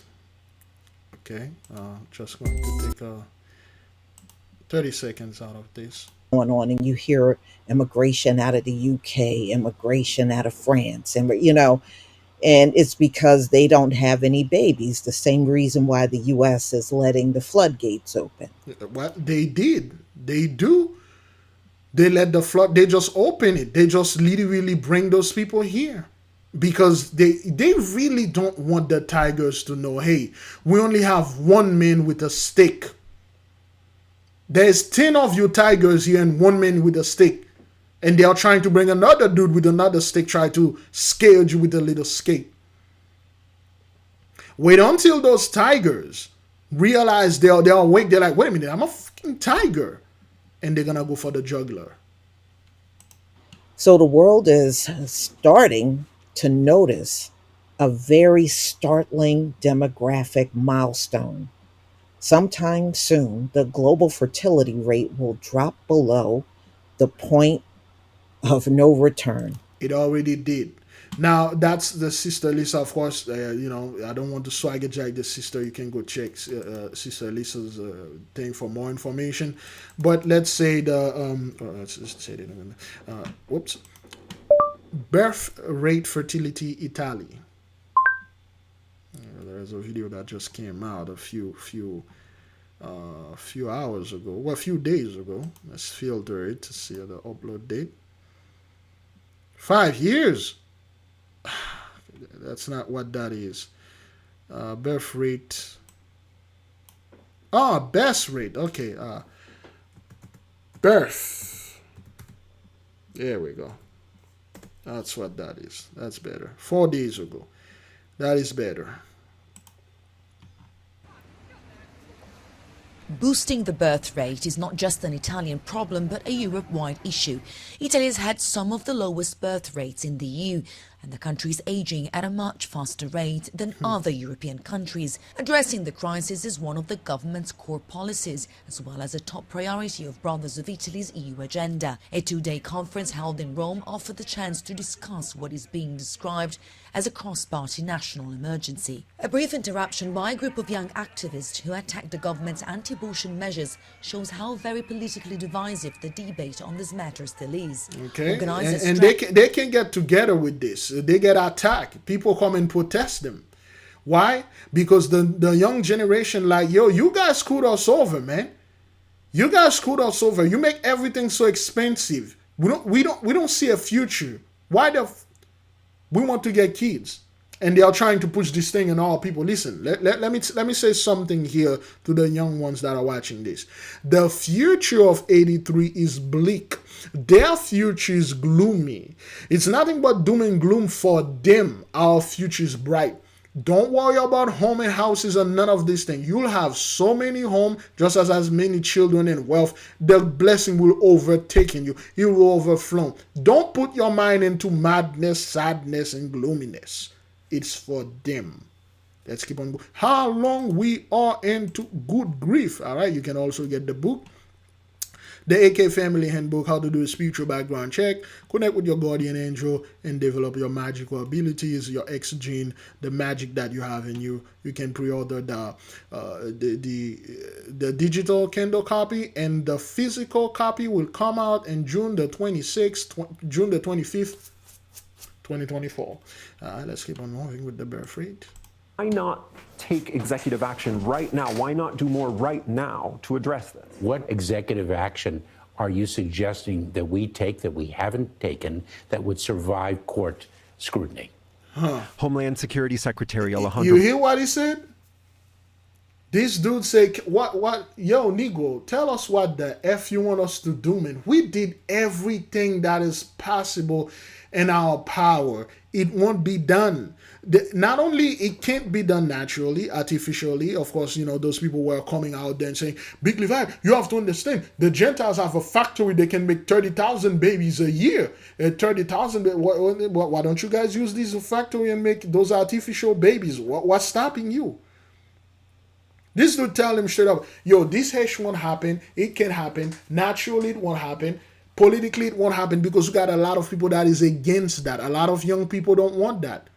And they will come up with this bogus like, hey, well, I don't want to bring children into this bad world, as if the world just got bad now.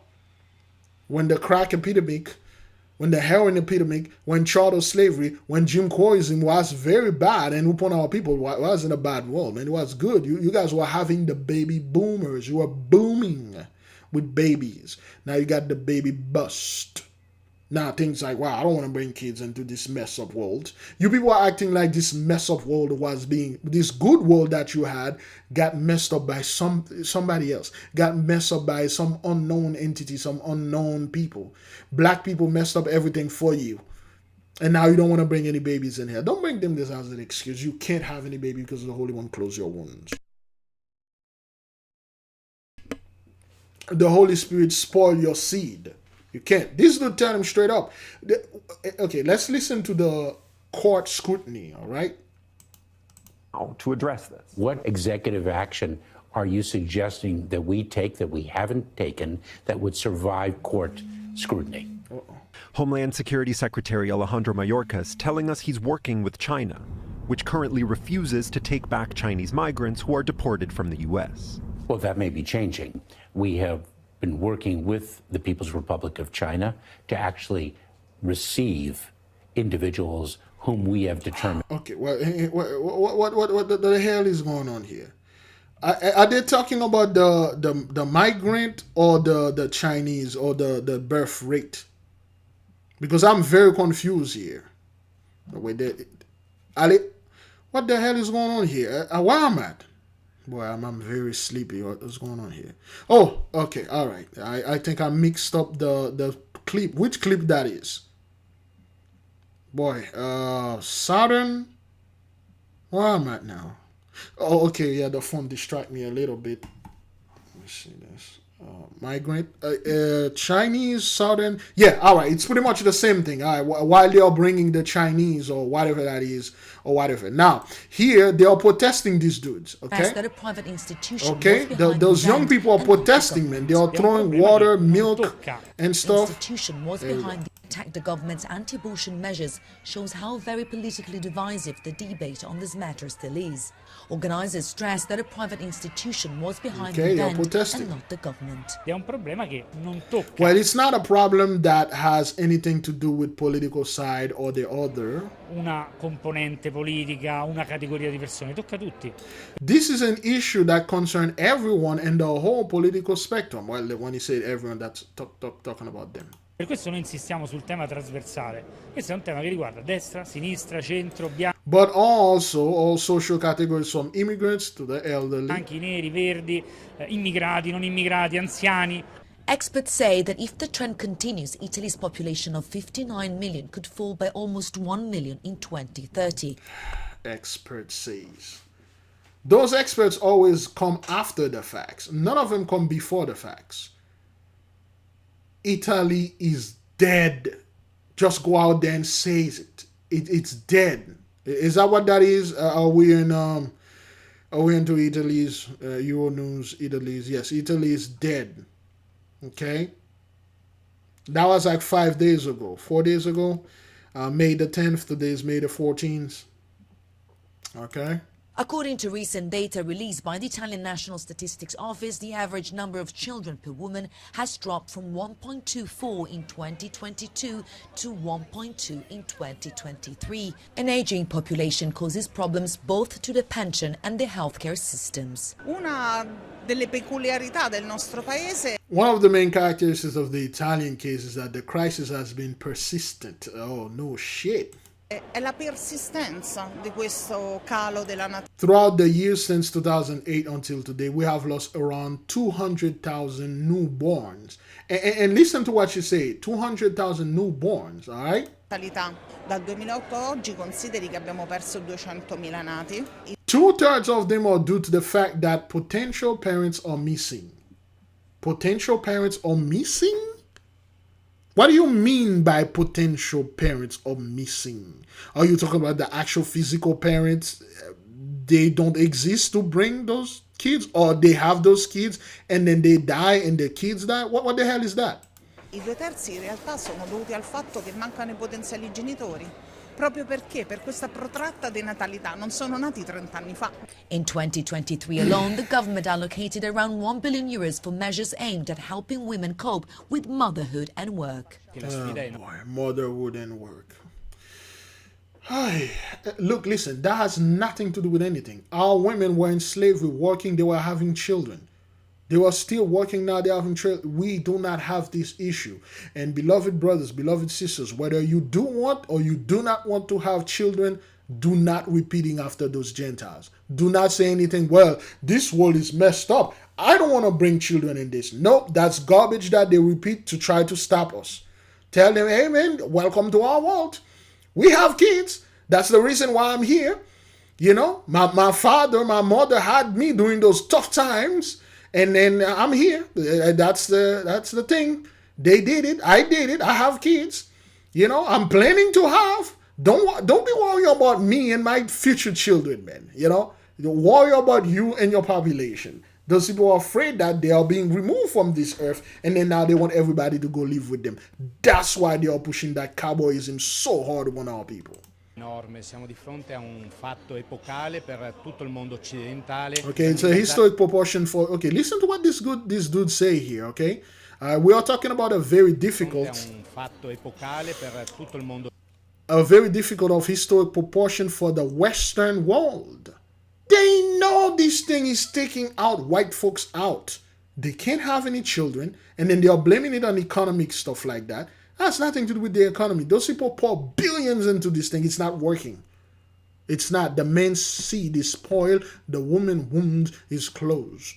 No, of course, beloved brothers and sisters, take one brother and drop him somewhere in a town in Italy, and 9 months later come back.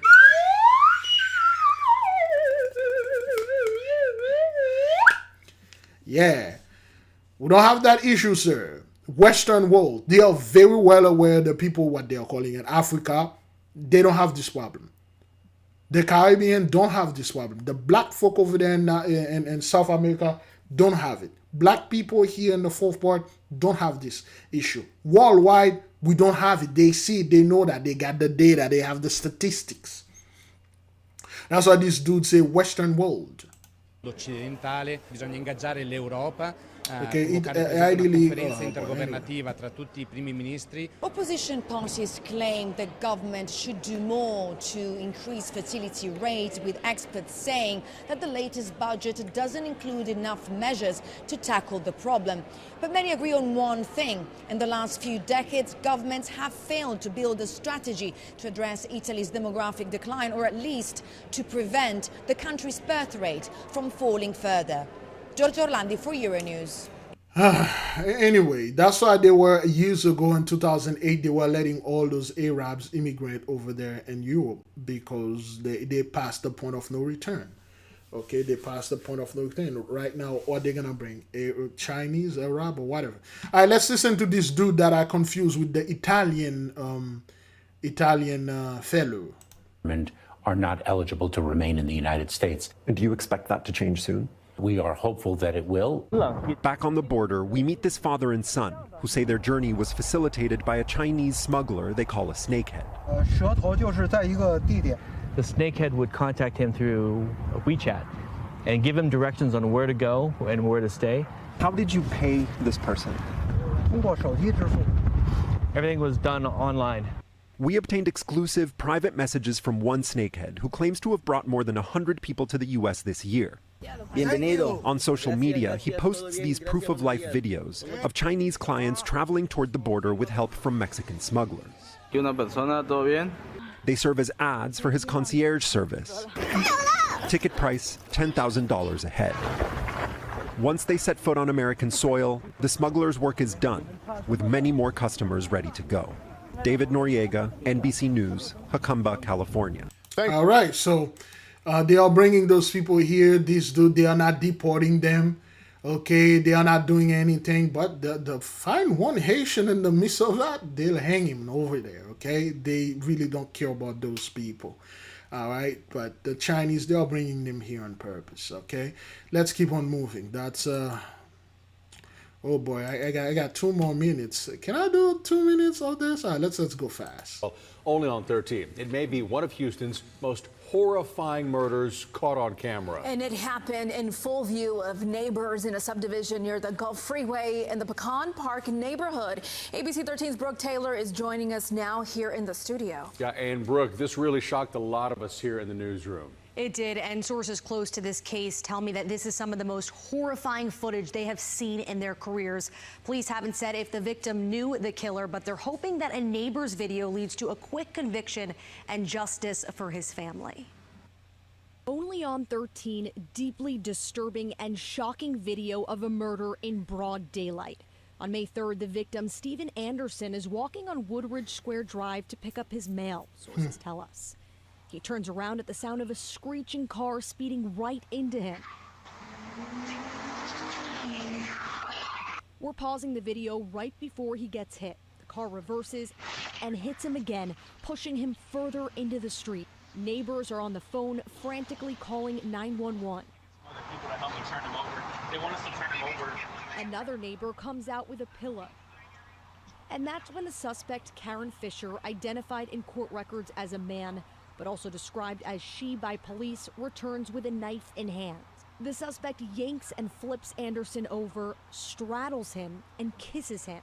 We're not showing what happens next because it's too graphic, but that's when police say Fisher stabs him 9 times. She casually walks off as if nothing happened and neighbors just watch. She then tries getting into another car while talking to witnesses. When that's unsuccessful, she leaps over the body and walks away. It's very disturbing, yeah, because, you know, I have kids here. And we talk about this, beloved, okay? Those dudes out there, they have demonic strength.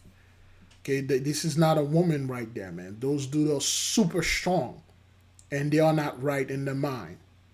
Okay, this dude, which I strongly believe this is random. I don't want to go into the details that he know the dudes, because if he know the dudes, that he kissed the guy. Okay, he run the dude over, straddle him like a woman straddle a man, kissing him and stab him 9 times. Of course, we do know what that is. Okay, this is how violent and just merciless those guys are. And this isn't the first time we notice things like that. Those dudes that walk around here being 6 foot tall, super strong men, and they are calling them she. And a lot of our women like, oh, Big Levi, we need to accept them in the midst of us because they try to be women. If they say they are women too. No, they are not. Those guys with giant Adam apple, they are very strong. Okay, those dudes are super strong, and they will end you like you run the guy over once and then back up onto him again, come out of the car with a knife, kiss the guy, stab him 9 times, leap over his body, and gone. This is the type of energy those dudes are carrying out there. Of course, beloved, we do know those things are happening because the sun is carrying so much stuff. There's a lot of things in the air, okay? So again, beloved, please, you can get our book, pre-order it. The 8K Family Handbook, How to Do Spiritual Background Check, Connect with Your Guardian Angel, and Develop Your Magical Abilities. In this book, you will find out who's your guardian angel, who's your archangel, what is your day, what is your color, what is your metal, what is your perfume, what is your prayers, what is your daily prayer that is specifically for you, what is your mission, what is your gift, and all that is in there. And the step for you to start developing yourself magically, okay? Which is another word, quantumly, the superpowers or whatever, but truly it's magic. That's what it is. It's in you. It's an energy that you are born with. There's nothing you can do about it, okay? That's what's going on over there. Let's keep on moving. Michael Bachner. Okay, what was this? Okay, all right, let's keep on moving with this. Boy, there's so much. I'm already have 2 things here. Is it 2 hours? But I believe it's is it midnight? Is it midnight yet? It should be midnights for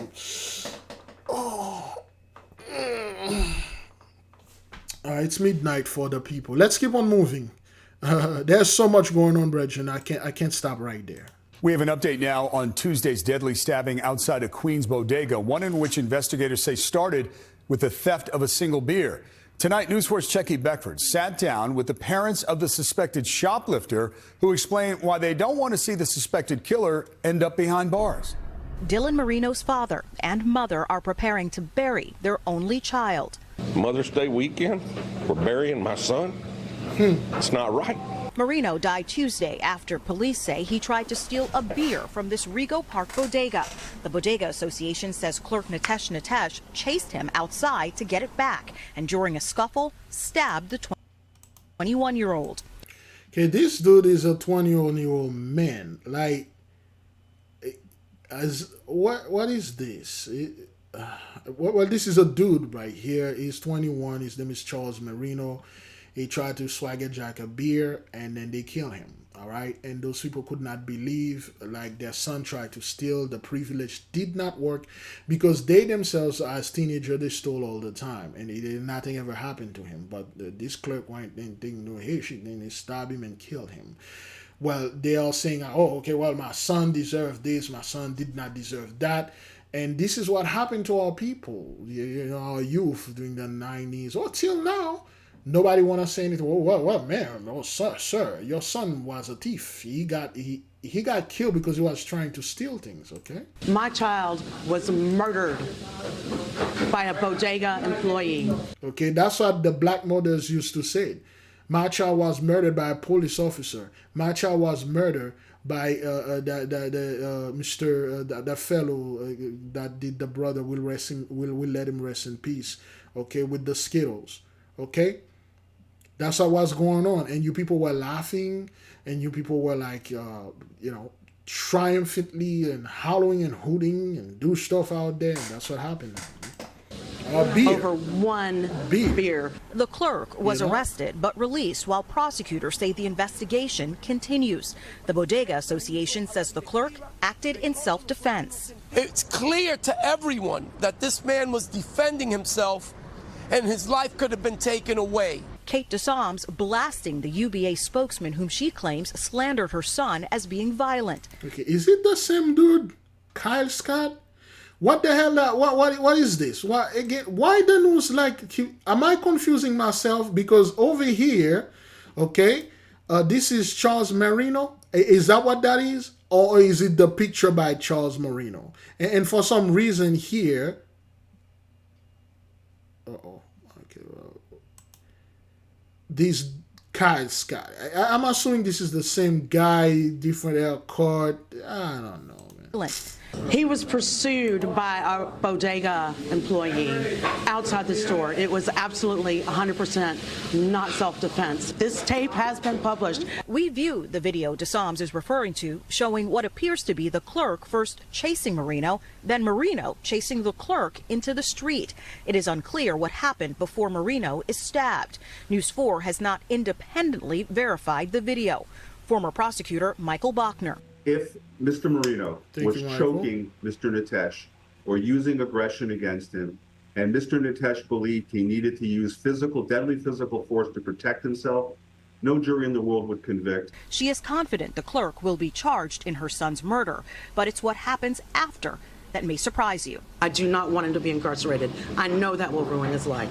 Instead, Psaumes says she wants her son's death to not have been in vain. Restorative justice is when the district attorney and the victim and the perpetrator. I don't understand why you don't want him to be incarcerated. What the hell you want? Charge and. Perpetrator and the perpetrator's representatives come together and discuss the situation. No one should be incarcerated. It is a human atrocity. Marino's funeral is scheduled for tomorrow. Anyway, I'm very confused, man. I choose not to speak on that anymore. Let's keep on moving. The Geneva nursing home. He'll be in court later this morning. Judy's live in the newsroom with details. Good morning, Judy. Good morning. Kane County prosecutors say an arrest warrant was issued for Isaiah Fields after his DNA test came back positive. Fields of Chicago's Northwest Side was taken into custody Friday. In a statement, the state's attorney calls his actions heinous against a vulnerable individual. Prosecutors charged the 22-year-old with sexual assault and battery. They say Fields knew the victim had severe disabilities and she was unable to give consent. The woman is a longtime resident of Markland Hyde Center in Geneva. Administrators of the facility learned she was pregnant last month. She gave birth at Del Nor Hospital the next day. Prosecutors say they believe Fields assaulted the woman between August 1st and September 5th of 2023.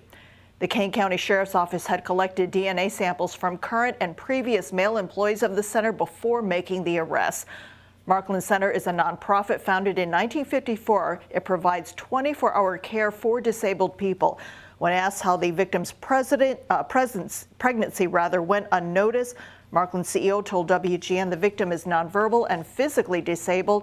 Gail Fonger said she had a distended abdomen due to her condition that likely masked the pregnancy.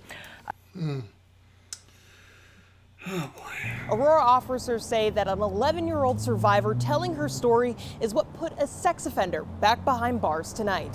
Aurora police say the young girl was walking to a bus stop near Colfax and Macon Street while on her way to school. Officers say just after 7 a.m., a man grabbed her, took her to his nearby apartment, and sexually assaulted her. She escaped and found a cell phone to call 911. Law enforcement says the girl told them what happened, where it happened, and who did this. It takes a very strong young woman to be able to relive this, not just once, but more than once in the day, as different people are asking her what happened, to relive the traumatic experience and go through it so we can get the details to bring justice. APD arrived to an apartment on Macon to find 31-year-old Shu Karani Mulenda, a registered sex offender. Officers say they confirmed the girl's story and arrested him. I can't imagine having to recount that over and over again, and I commend her courage for speaking with us and being able to go through this whole process, which took several hours today. Police don't have any additional victims identified at this time. Next steps include formal charges from the Arapahoe County District Attorney. Until then, the suspects will be held without bond. In Aurora, Janelle Fitch, 9 News. This May, for Stroke Awareness Month, we are bringing awareness to the importance of knowing the signs. Now, according to the Centers for Disease Control and Prevention, every 40 seconds, someone in the U.S. has a stroke. And every 3 minutes and 14 seconds, someone dies of one. While stroke risk increases with age, it can and does happen at any point in someone's life. To talk more about this important issue is Kyle McMurrow, who was just 36 years old when he had a stroke last year. And Dr. Philip Steig, a member of Kyle's care team and chief of neurosurgery at New York Presbyterian Weill Cornell Medical Center. Good morning to you both. It's so good to see you both. And Kyle, I wanted to start with you. How did you even know you were having a stroke? Yeah, I didn't at first. I had just woken up with a really bad neck pain. And I just thought maybe I woke up on the wrong side of the bed. Headed to work like a normal day, or at least I thought it was a normal day, and I realized I couldn't walk a straight line. It was very weird. It felt like there was a magnet on my left hip sort of pulling me in that direction. And I got to work and I said, you know, I'm not sick, but something's wrong. I couldn't identify it. So I left to go to my doctor. I called my girlfriend to loop her in, and she was like, no, you need to go to the hospital. You're slurring your speech. And when I got there, the team at New York Presbyterian identified pretty quickly I was having a stroke. Oh my goodness, I mean, just stunning to hear that. And doctor, we normally associate stroke with someone who might be older, but Kyle, you seem very young and energized, and tell me about that. Well, Kyle had one type of stroke called a bleeding stroke, which does happen in younger people. The more common stroke that you see is in the elderly, where a blood vessel is blocked. So you underwent brain surgery and plenty of rehabilitation. Can you take us through the process? I mean, what was all of that like? Yeah, it was very scary for a long time, just the unknown of it all, because I felt like I had lost a piece of myself. A lot had been stripped away.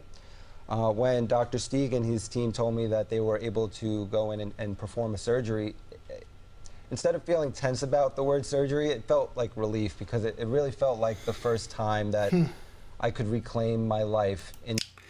Now, beloved, this dude is 36 years old, young man. He had a stroke. Of course, we do know those things are happening. People will say, well, you know, jobber and stuff like that. No, the son is doing this. Now, the reason why I bought this is our people, okay? we are doing the fast, and we are trying to get our blood pressure under control. Okay, this is my blood pressure this morning. Okay, 103 over 81. Mine was 157 over 97, I believe, when I went to the doctor 6 months ago.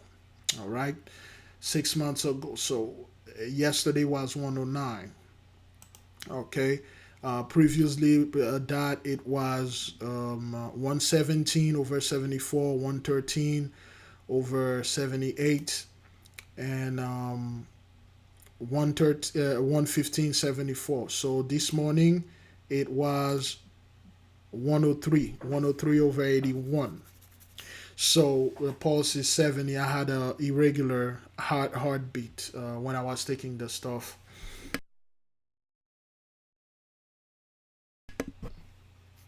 When I was taking my blood pressure, I was reading something, and my body moved a little, and my heart give a little irregular heartbeat. So I have the True Read on Omron, the True Read system, the True Read default, the method, the True Read method on.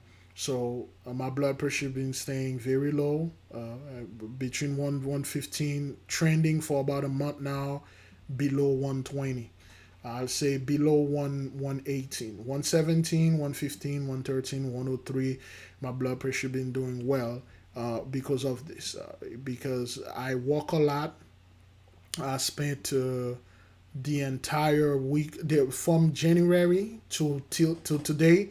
It's 5 months. I walk every single day, except for a few days in January. But I've spent the entire month of February walking every day. March, I walked every day.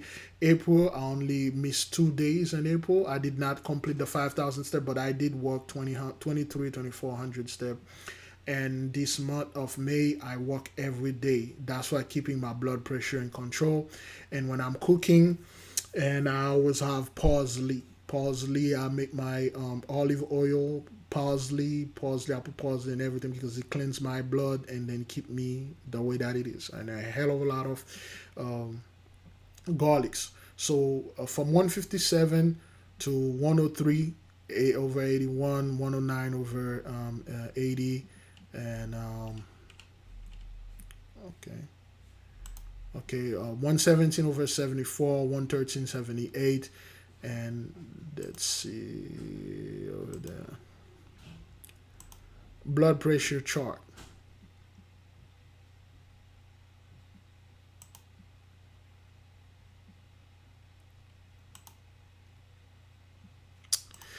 Okay, normal blood pressure is less than 120 and less than 80. So normal is the elevated is 120 to over 129 to less than 80. Okay, high blood pressure, when you start getting in 130, 139, it's high. All right, high blood pressure stage 2, that's stage 1. Stage 2, 140 to or higher. Mine was 157, which was hypertensive crisis. Okay, so to bring it down to less than 120, it's good, but it takes time. It takes time, beloved. You have to keep up with the regimen. You have to keep up with the Martinet diet. Okay, the sugar, you have to completely cut it off. Okay, I had some running with the sugar. I had some sugar, terrible sugar, but not the way that I used to have it. Okay, cut off the carbs, cut off a lot of things. Mostly, beloved, you have to walk and complete your 5,000 steps a day. That is what you want to do. Okay, do it. You can do it, but you have to be consistent. Every day, you have to force yourself and walk and walk and walk. Get a watch, get one of those things controlled. So this young man right there, he had a stroke. He survived. You know, we don't want our people to do this. Please join us on May the 16th, Thursday. We're going to start our 40-day fast. The second one for this year, our 40-day fast from May 16th to all the way up to June the 24th. And after June the 24th, June the 25th, our book will be available on physical and digital. You can pre-order the digital right now on Amazon. click on the link in the description if you need this book. All right, let's keep on moving. All right, let's get the other video. They're shot to death in her car in the middle of the day in A-Leaf. And only on 13, detectives now say they believe the mom's ex-boyfriend is involved. The family spoke to our Brooke Taylor today, and she has the latest. I spoke to the victim's son, who tells me he recently found out his mom kicked out her boyfriend just days before she was found shot in her car. Daniel Gonzalez says the last time he saw his mother alive was Saturday. I walked her to her car from my apartment, give her another hug and kiss, and we talked about what we were going to do the next day, Sunday, and we were going to meet up at her apartment. She got in her car, and that was basically the last time I saw her and touched her. But on Sunday, Houston police say Rosenda Garcia was found shot to death inside her car. A man walked up to her, firing several shots, and fled in a white Jeep Renegade. My mom, a very kind and innocent person that she is and has always been her entire life. Police confirm with ABC 13 they believe the ex-boyfriend is involved. Because he hasn't been charged, we aren't naming him. Gonzalez says he won't answer his calls and hasn't been to work. And last year, he says his mom's boyfriend called the police on himself. He was having one of his emotional episodes, and he, I guess, didn't know how to react. He pulled out a gun, didn't necessarily threaten and point it at my mom in her apartment, but he was just holding the hand, his gun and looking at it, and saying, I don't know what I'm gonna do with this. I may do something crazy. And how it wrapped up basically is the officer said, I think what you need right now is mental help. Police tell me detectives are now looking to speak with the ex-boyfriend. But Gonzalez says that may be difficult. He and his family have been active on social media, and he says several people have reached out saying his mom's ex is in Mexico. I'm aware that there's a process they have to follow, authorities, but obviously, I want resolution as fast as possible. As you know, her one and only son, I want him caught and charged. And okay. Again, beloved, we've been seeing this thing going on where those dudes, and they can't handle this, the pressure, the things that are coming out of the son. Life, certain things they're dealing with, they can't hold it. Any little argument, any little things, they'll act, man. Women and men, they'll act, and I don't know what happened here. So it's crazy. Is that thing recording? Is it? All right, let's keep on moving. And I want him to pay for what he did. Brooke Taylor, ABC 13 Eyewitness News. All right, let's keep on moving. Dream. We bought the house in April of 2012. The decking on top. But skyrocketing costs have also made it a financial nightmare. How does it make you feel when you see bills like this? It feels like I can't run on the hamster wheel fast enough. One big expense, your mortgage. Rates are at the highest they've been in years. But owning a home includes other expenses too, and those bills are getting bigger. Insurance is Meg's new pain point, and nationwide, insurance premiums have soared more than 30% in 4 years because of big storm payouts and inflation. Meg's shopping around now after her insurer dropped her $3,000 a year policy. This was the best one at $9,500 Which is triple a year. what you used to pay. Exactly, more than triple. Another major expense, property taxes, up 4% in a year to more than $4,000 on average. And the biggest money drain, maintenance and repairs, an average of more than $6,500 a year. Right now, Meg's getting her roof repaired. And Meg, once you fix the roof, this is the next project. We need to replace the entire front porch. I wish we had been able to do it back then because the costs have really skyrocketed since. Her contractor, Jim LaPointe, says his business is booming, even though he's charging more because costs have never been higher. These were $77 a box, whereas they were probably 30% less back, maybe a few years ago. But in general, your price inflation in a typical year would be 5 to 7%, and now it's double yes, that. About that.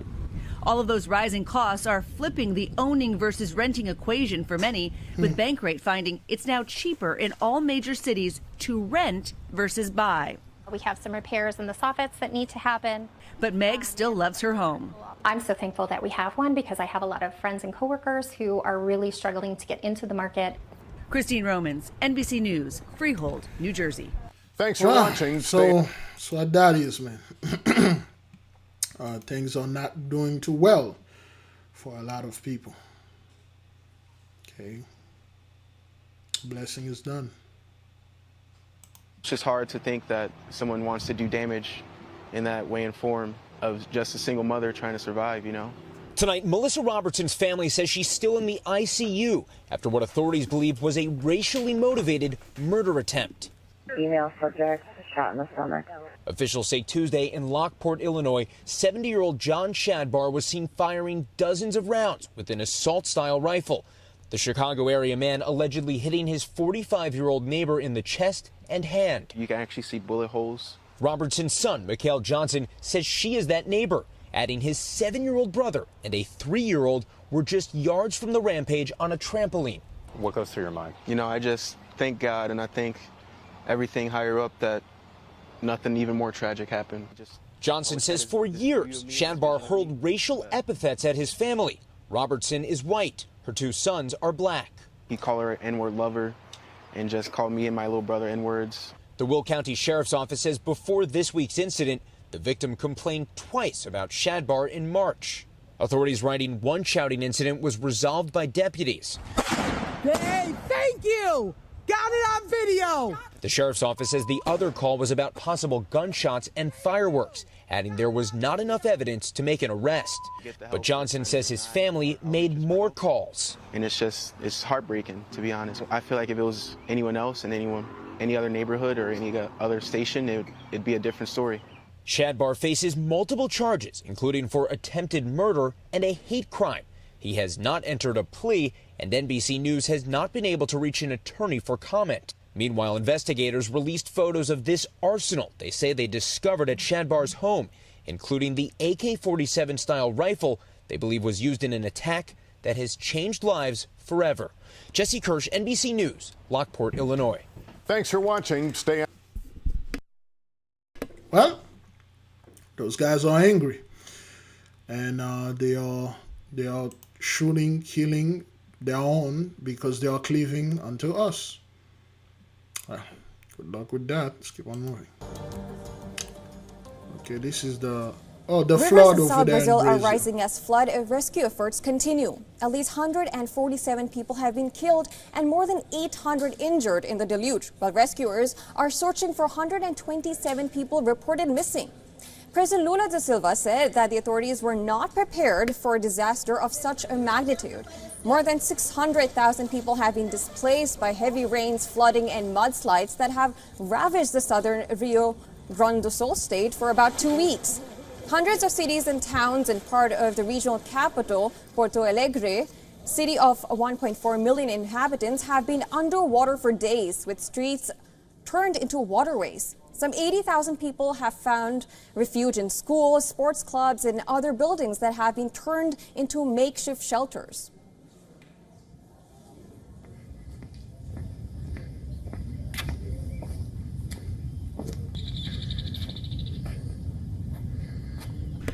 Okay, the Holy One is sweeping those people off the land, all right?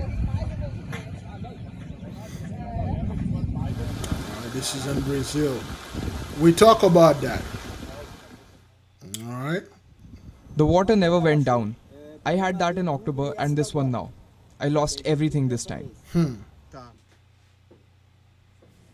So the Holy One is just sweeping them off the land. He's The just state destroying remained them. paralyzed with some 360,000 students not in school. The international airport is shut and numerous roads and bridges are underwater or have been swept away.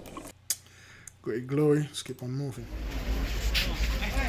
So this is Indonesia, all right? The floods are worldwide, and then they are getting increasingly bad. Okay, this is Indonesia.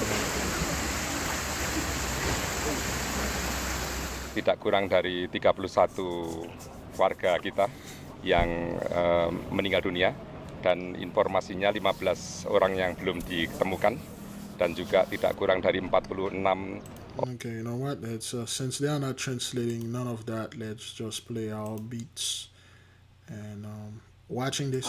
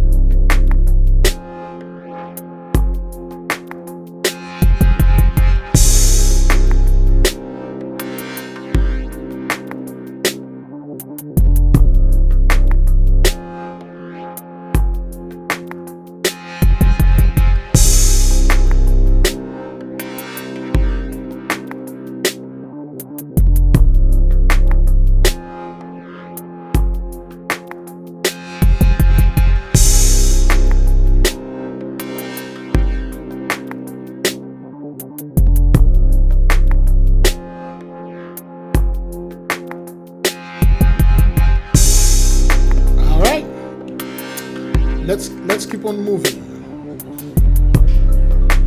This is in India. Billboard collapse and then 14 people are no more. That's in India.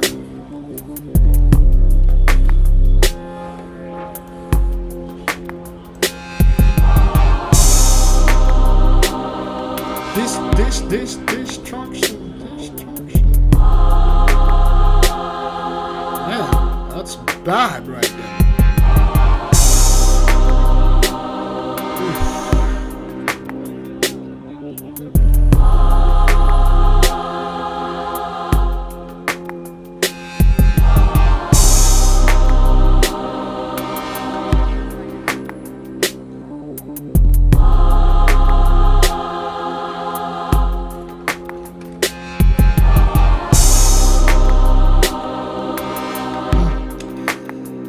Yeah.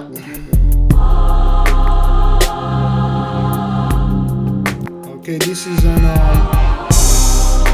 Polish shopping center. Destroyed. Burned down. Plague number 2. Fiery conflagration over the city. Holy One is under me, is sweeping you off the land. The Most High is here. This is Esau's trouble. Yeah. The Mighty One is under me. Got this giant, massive plume of fire. Great glory. Great praise. Woo! There's nothing you can do, you cannot run, you cannot hide, you can't escape. The holy judgment is here. Woo. Great, great, great glory. Look at this destruction, man. Shopping center blessing is gone. Shopping center, the blessing is no more. Let's keep on moving. Poor people. All right, let's keep on moving right there. All right, 4 people what? Are dead after a 3-car crash on State Route 76 in Fallbrook last night. Investigators are now looking into what may have caused a driver to veer into oncoming traffic. As ABC 10 News reporter Spencer Shorsher learned, it's far from the first crash on this stretch of road. A pair of glasses off the side of State Route 76 may have seen some of the last moments of someone's life. They're scratched and muddy, mixed in the dirt with broken car parts and first aid equipment. With tire marks and ash, they're what's left of the scene of a fiery 3-car crash that killed 4 people on Friday night. The California Highway Patrol says a driver in a silver Chrysler 300 was headed east on State Route 76 near Horse Ranch Creek Road. CHP says the driver veered into the left lane of traffic and hit the driver of this white Jeep head-on. Both drivers died. There were 4 adults in the Jeep, including the 56-year-old male driver. 3 of them died at the scene. CHP says the lone survivor has major injuries. State crash data is only available up until 2022, but from 2011 until 2022, there were 35 crashes here along State Route 76 at Horse Ranch Creek Road, but not a single one of those was deadly like the one here on Friday night. CHP says a driver in a Toyota Camry sideswiped the Chrysler after the initial crash too, but they're okay. Now the agency is looking into what may have caused the crash. Spencer Soischer, ABC 10 News. CHP has not identified the driver of the Chrysler, who the agency believes. What may have caused the crash? What could cause someone to drive and veer on the upcoming lane or against the traffic? Well, yeah, well, told you. There have been, let's check Bright Line. Bright Line crash. Okay, let me see the most recent that we had. Filter. Okay, 7 days ago. That's the most recent. CBS News. 3 weeks. We haven't bought this though, but let's watch the most recent one. This one right there. Okay, Bright Line still taking people out. We just don't bring it. Okay, we just don't bring it. That's in Lake Wolf. Alright, let's see the one that a week ago. The phone's down behind the wheel. Right now, an investigation is underway after a Bright Line train hit and killed a person. This happened Thursday morning at a railroad crossing in Brevard County. Right now, we're still working to learn exactly how this all played out. The Brevard County Sheriff's Office is telling us that no other details right now are available, but Bay Area leaders, right now, they're working to bring a train stop to the Tampa area. Okay, Bright Line's still happening. We just don't bring it. A very high rate of speed. As you can see, investigators are still here on the scene. This happened just after 11 o'clock last night on East Lake Avenue and Meadow Lane in Glenview. Authorities say they rushed 3 people to local hospitals in critical condition. 1 person died at the scene. He has been identified by the medical examiner as 17-year-old Marco Niketic. Investigators tell me he was driving a Mercedes that was struck by a speeding Mustang. The 2 vehicles involved have incredible damage. Now, a witness tells us he was being tailgated by that Mustang, which was going, he thinks, about 90 miles per hour just before this crash happened. As he got in front of me, he turned off his lights, floored it, and then I was a little worried that he was going to hit somebody coming up on this intersection down here. And he did. I seen him turn on his lights one more time. And then a second later, I seen lights in the air, like one of the cars got hit. One of these cars was pulling out, and I think it just got T-boned. I'm not sure exactly how it happened. He got a few blocks away before the accident, the collision happened. And then that's it. Great glory. Back here live, just an incredible. Great glory. A lot of people are being no more, brethren. People are dropping, people are dying, young kids, 17. 21, they're youthful. It's all out.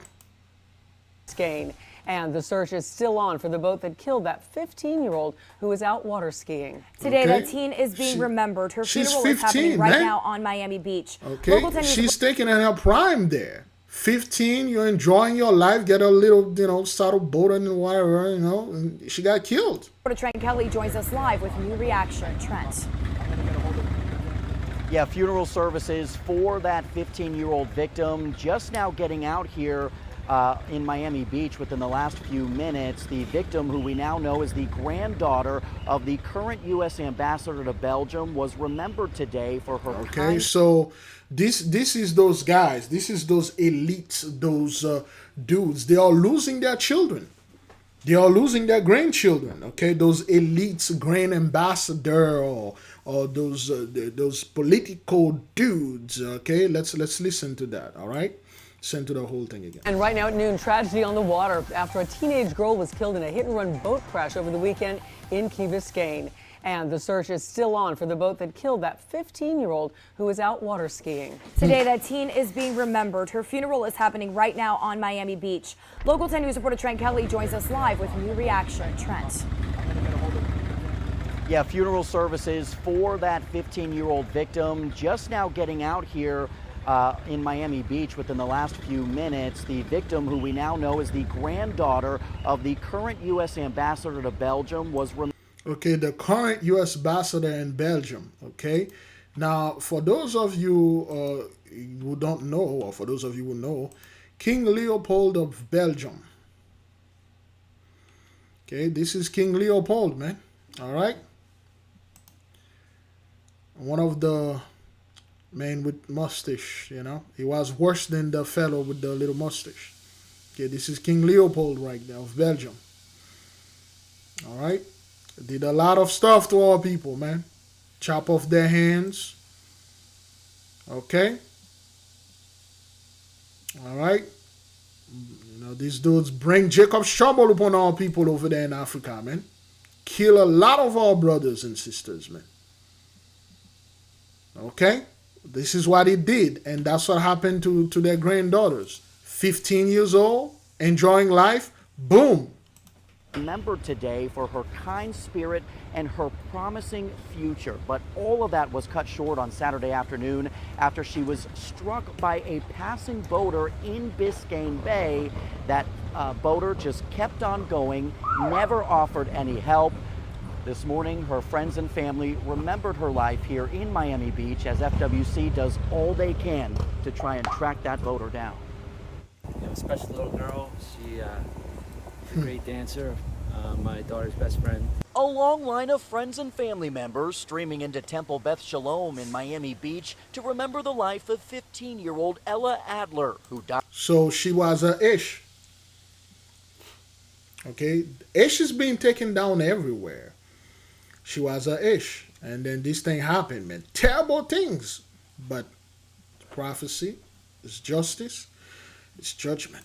Died in a hit-and-run water skiing crash off the coast of Key Biscayne. My daughter was water skiing with her. Lauren Pearson says his daughter was best friends with Adler and was with her when the deadly collision took place. You know, it's a tremendous loss. And she had such a bright future. I'm going to be very sad. Adler's funeral held this morning, just 2 days after she was hit by a passing boat while water skiing near the Nixon Beach sandbar Saturday afternoon. The operator of the vessel that hit her never stopping to help, witnesses providing a detailed description to investigators.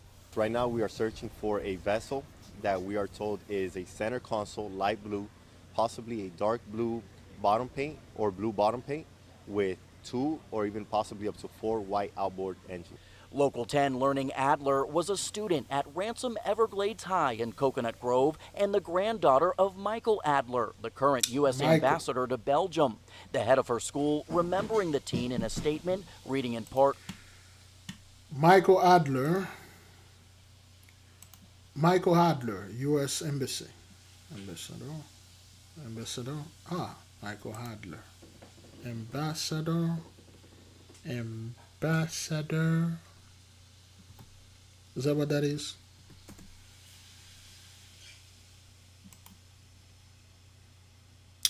I'm not quite sure. Anyway, it doesn't matter. Michael is the ambassador, and then, hey, you can't make this up, man. quote, "Our hearts are broken and our community has been devastated by this tragedy. Ella shined in our classrooms and on our stages, and she embodied the mission of Ransom Everglades School. She was an outstanding student, a wonderful dancer, and an active member of the Jewish Student Association and speech and debate team. We extend our deepest sympathy to her family, and our prayers are with all who are mourning her loss." Those who knew Adler best now pleading for the other boater involved to come forward. Hand yourself in and take responsibility and let things go from there. And on that note, we've now learned that FWC is offering a $5,000 reward for any information that could help them track down the boat involved in this incident and potentially arrest the operator of that vessel who was involved. Again, that boat itself is described as a light blue center console. Hey, H crime, and they are being taken out. This woman that died, she won't have the opportunity to go up and oppress our people, just like our forefathers and families did. Great glory. Let's keep on moving. Closure to a family. There you go. Though the murder of who family members identified as Zet Rodriguez was captured on security video as he was walking on the street to the bus stop, no one has been charged, even after police had 2 persons of interest in custody. Both of them have since been released without charges, bringing no closure to a family's pain and frustration to the neighborhood's alderman. Where blood stained the pavement of a front yard days ago is now where this memorial grows, honoring the life of Zet Rodriguez. To start being a little tougher on crime. 38th Ward Alderman Nicholas Posado at the scene today, frustrated over what he says is a lack of progress in the case. This after Chicago police say 2 people of interest who were taken into custody were released without charges. Certainly don't want to convict anybody that's not guilty of anything. I talked to a detective friend of mine who's a murder detective, and he said this is not good that they're out. So I'm guessing they just didn't have enough information. If you don't have enough information, you can't jail them. Several videos police are looking closely at is this doorbell video that captures the sound of the gunfire Friday morning in the Irving Woods neighborhood that ended the 24-year-old father's life, while his family says he was on his way to work. The alderman describing what he saw in the video. After he shot and stumbling and pain on the ground, he goes through his pockets and takes something from him. Apparently it was a robbery, but apparently they didn't take his phone or they didn't take his computer. Police have not released any information about a possible motive. The victim's family says he leaves behind a 6-month-old daughter with another child on the way. The family now raising funds for his funeral. Great glory. Let's keep on moving. A trash truck explodes in flames this afternoon in a Pico Union neighborhood, destroying several cars parked on the street. And tonight it's unclear what caused the truck to catch fire and why it spread so quickly to nearby cars. Sarah Welch live in Pico Union, where residents are in shock trying to figure out what to do next. Sarah. Well, Micah, that's right. Many of these folks are trying to figure out how they're going to get to work and school tomorrow. You can see the burned out shells of these vehicles. Tonight, the people living on the street, they're still trying to process the dramatic fire that jumped from car to car to car. Oh, yeah. No. It looked like a scene from a movie. Yeah, it did look like a movie. Since they do movies on this block, I was all like, oh, they're shooting a film, you know, because they had it closed down from all the way over there. But it was real. Very real. A city trash truck on fire in the 1700 block of Westmoreland Boulevard in Los Angeles. Yeah, I stepped outside from the balcony and I just see the garbage truck was engulfed in flames. Alex DeLeon ran to his Lexus, but it was too late to get his car out of the fast-moving flames. You're not thinking in that moment, so I was like, I kind of stalled right there for a moment, and I was like, oh, he's right. It's probably going to explode right next to me. And I just ran back inside. My car, bro. The car didn't explode, but at least 6 vehicles caught fire as city firefighters sprayed water and foam to subdue the fire. The flames from the trash truck quickly jumped to vehicles parked in a driveway and along both sides of the street, melting bumpers and side panels. This was a car engine. My Volkswagen Sport Wagon and my smart car, they both are total losses. What did the city tell you happened? They did. They said it may be a electrical fire inside the boy. trash truck, That's not what that but I don't know how it had like the whole street on fire. The city hauled away some debris. More concerned about all the smoke damage and all this foam in the street. They didn't do a great job of cleaning up. I have a video when they smashed the glass. Nothing to salvage, and now no car to get around. Alex DeLeon and the others are hoping the city moves quickly to get them reimbursed for their loss. I'm hoping it'll get resolved really soon. Nah, they're gonna make those guys go through hell. Like, okay, we need you to prove that, especially the black fellow, we need you to prove that the car belonged to you. Well, all the paper in the car they burned. I don't know about that. You know, we a lot of car being stolen out there. So yeah, All right, let's close with this. Quick-thinking churchgoers joined forces to stop a gunman in Louisiana this weekend. CBS's Omar Villafranca has the dramatic video. Chaos during communion, caught on a live stream. It happened Saturday at St. Mary Magdalene Church during a first communion ceremony for 60 children, all second graders, in Abbeville, Louisiana. Police say a 16-year-old boy carrying a gun opened the back door of the packed church, but was immediately confronted and escorted away from the church by parishioners. The priest tries to calm everyone by asking them to recite a prayer, while altar servers can be seen running for cover and clergy ducking behind the altar. No one was hurt. The 16-year-old was arrested and taken for a mental evaluation. Saturday's incident comes a week after a man attempted to shoot a Pennsylvania pastor mid-service. Video captures the moment his gun jams, and the deacon dives over a pew and tackles him. I just tried to get out of the way of him shooting because he pointed it right at me, and I just see it. I'm looking right down the barrel of a gun. Bernard Polite said he heard voices. He is now under arrest, charged. Okay, so they are receiving orders, all right? Those dudes that are in low vibration, and the Holy One is using them. Like, hey, go put that fear on them. And then that pastor, he got lucky. The Most High only put the fear in him. Because those people, that's why Most High is putting the great fear in the midst of those Christians. Their church was being taken by tornadoes and all sort of things. And then now this, all right? Charged with murdering his cousin earlier that day. Omar Villafranca, CBS News, Dallas. All right, beloved, we leave you with peace, love, and then again, beloved, you can go ahead and get the book. Our book will be published. You need to, if you want to, you can pre-order the Kindle version, and the physical version will be available on the June the 25th. All right, the 8K Bible, the 8K Handbook, how to do a spiritual background check, connect with your guardian angel, and develop your magical skills, your magical abilities. All right, thank you, beloved, for checking. You can click on the link and get this book. I say great glory, great praise, shalom.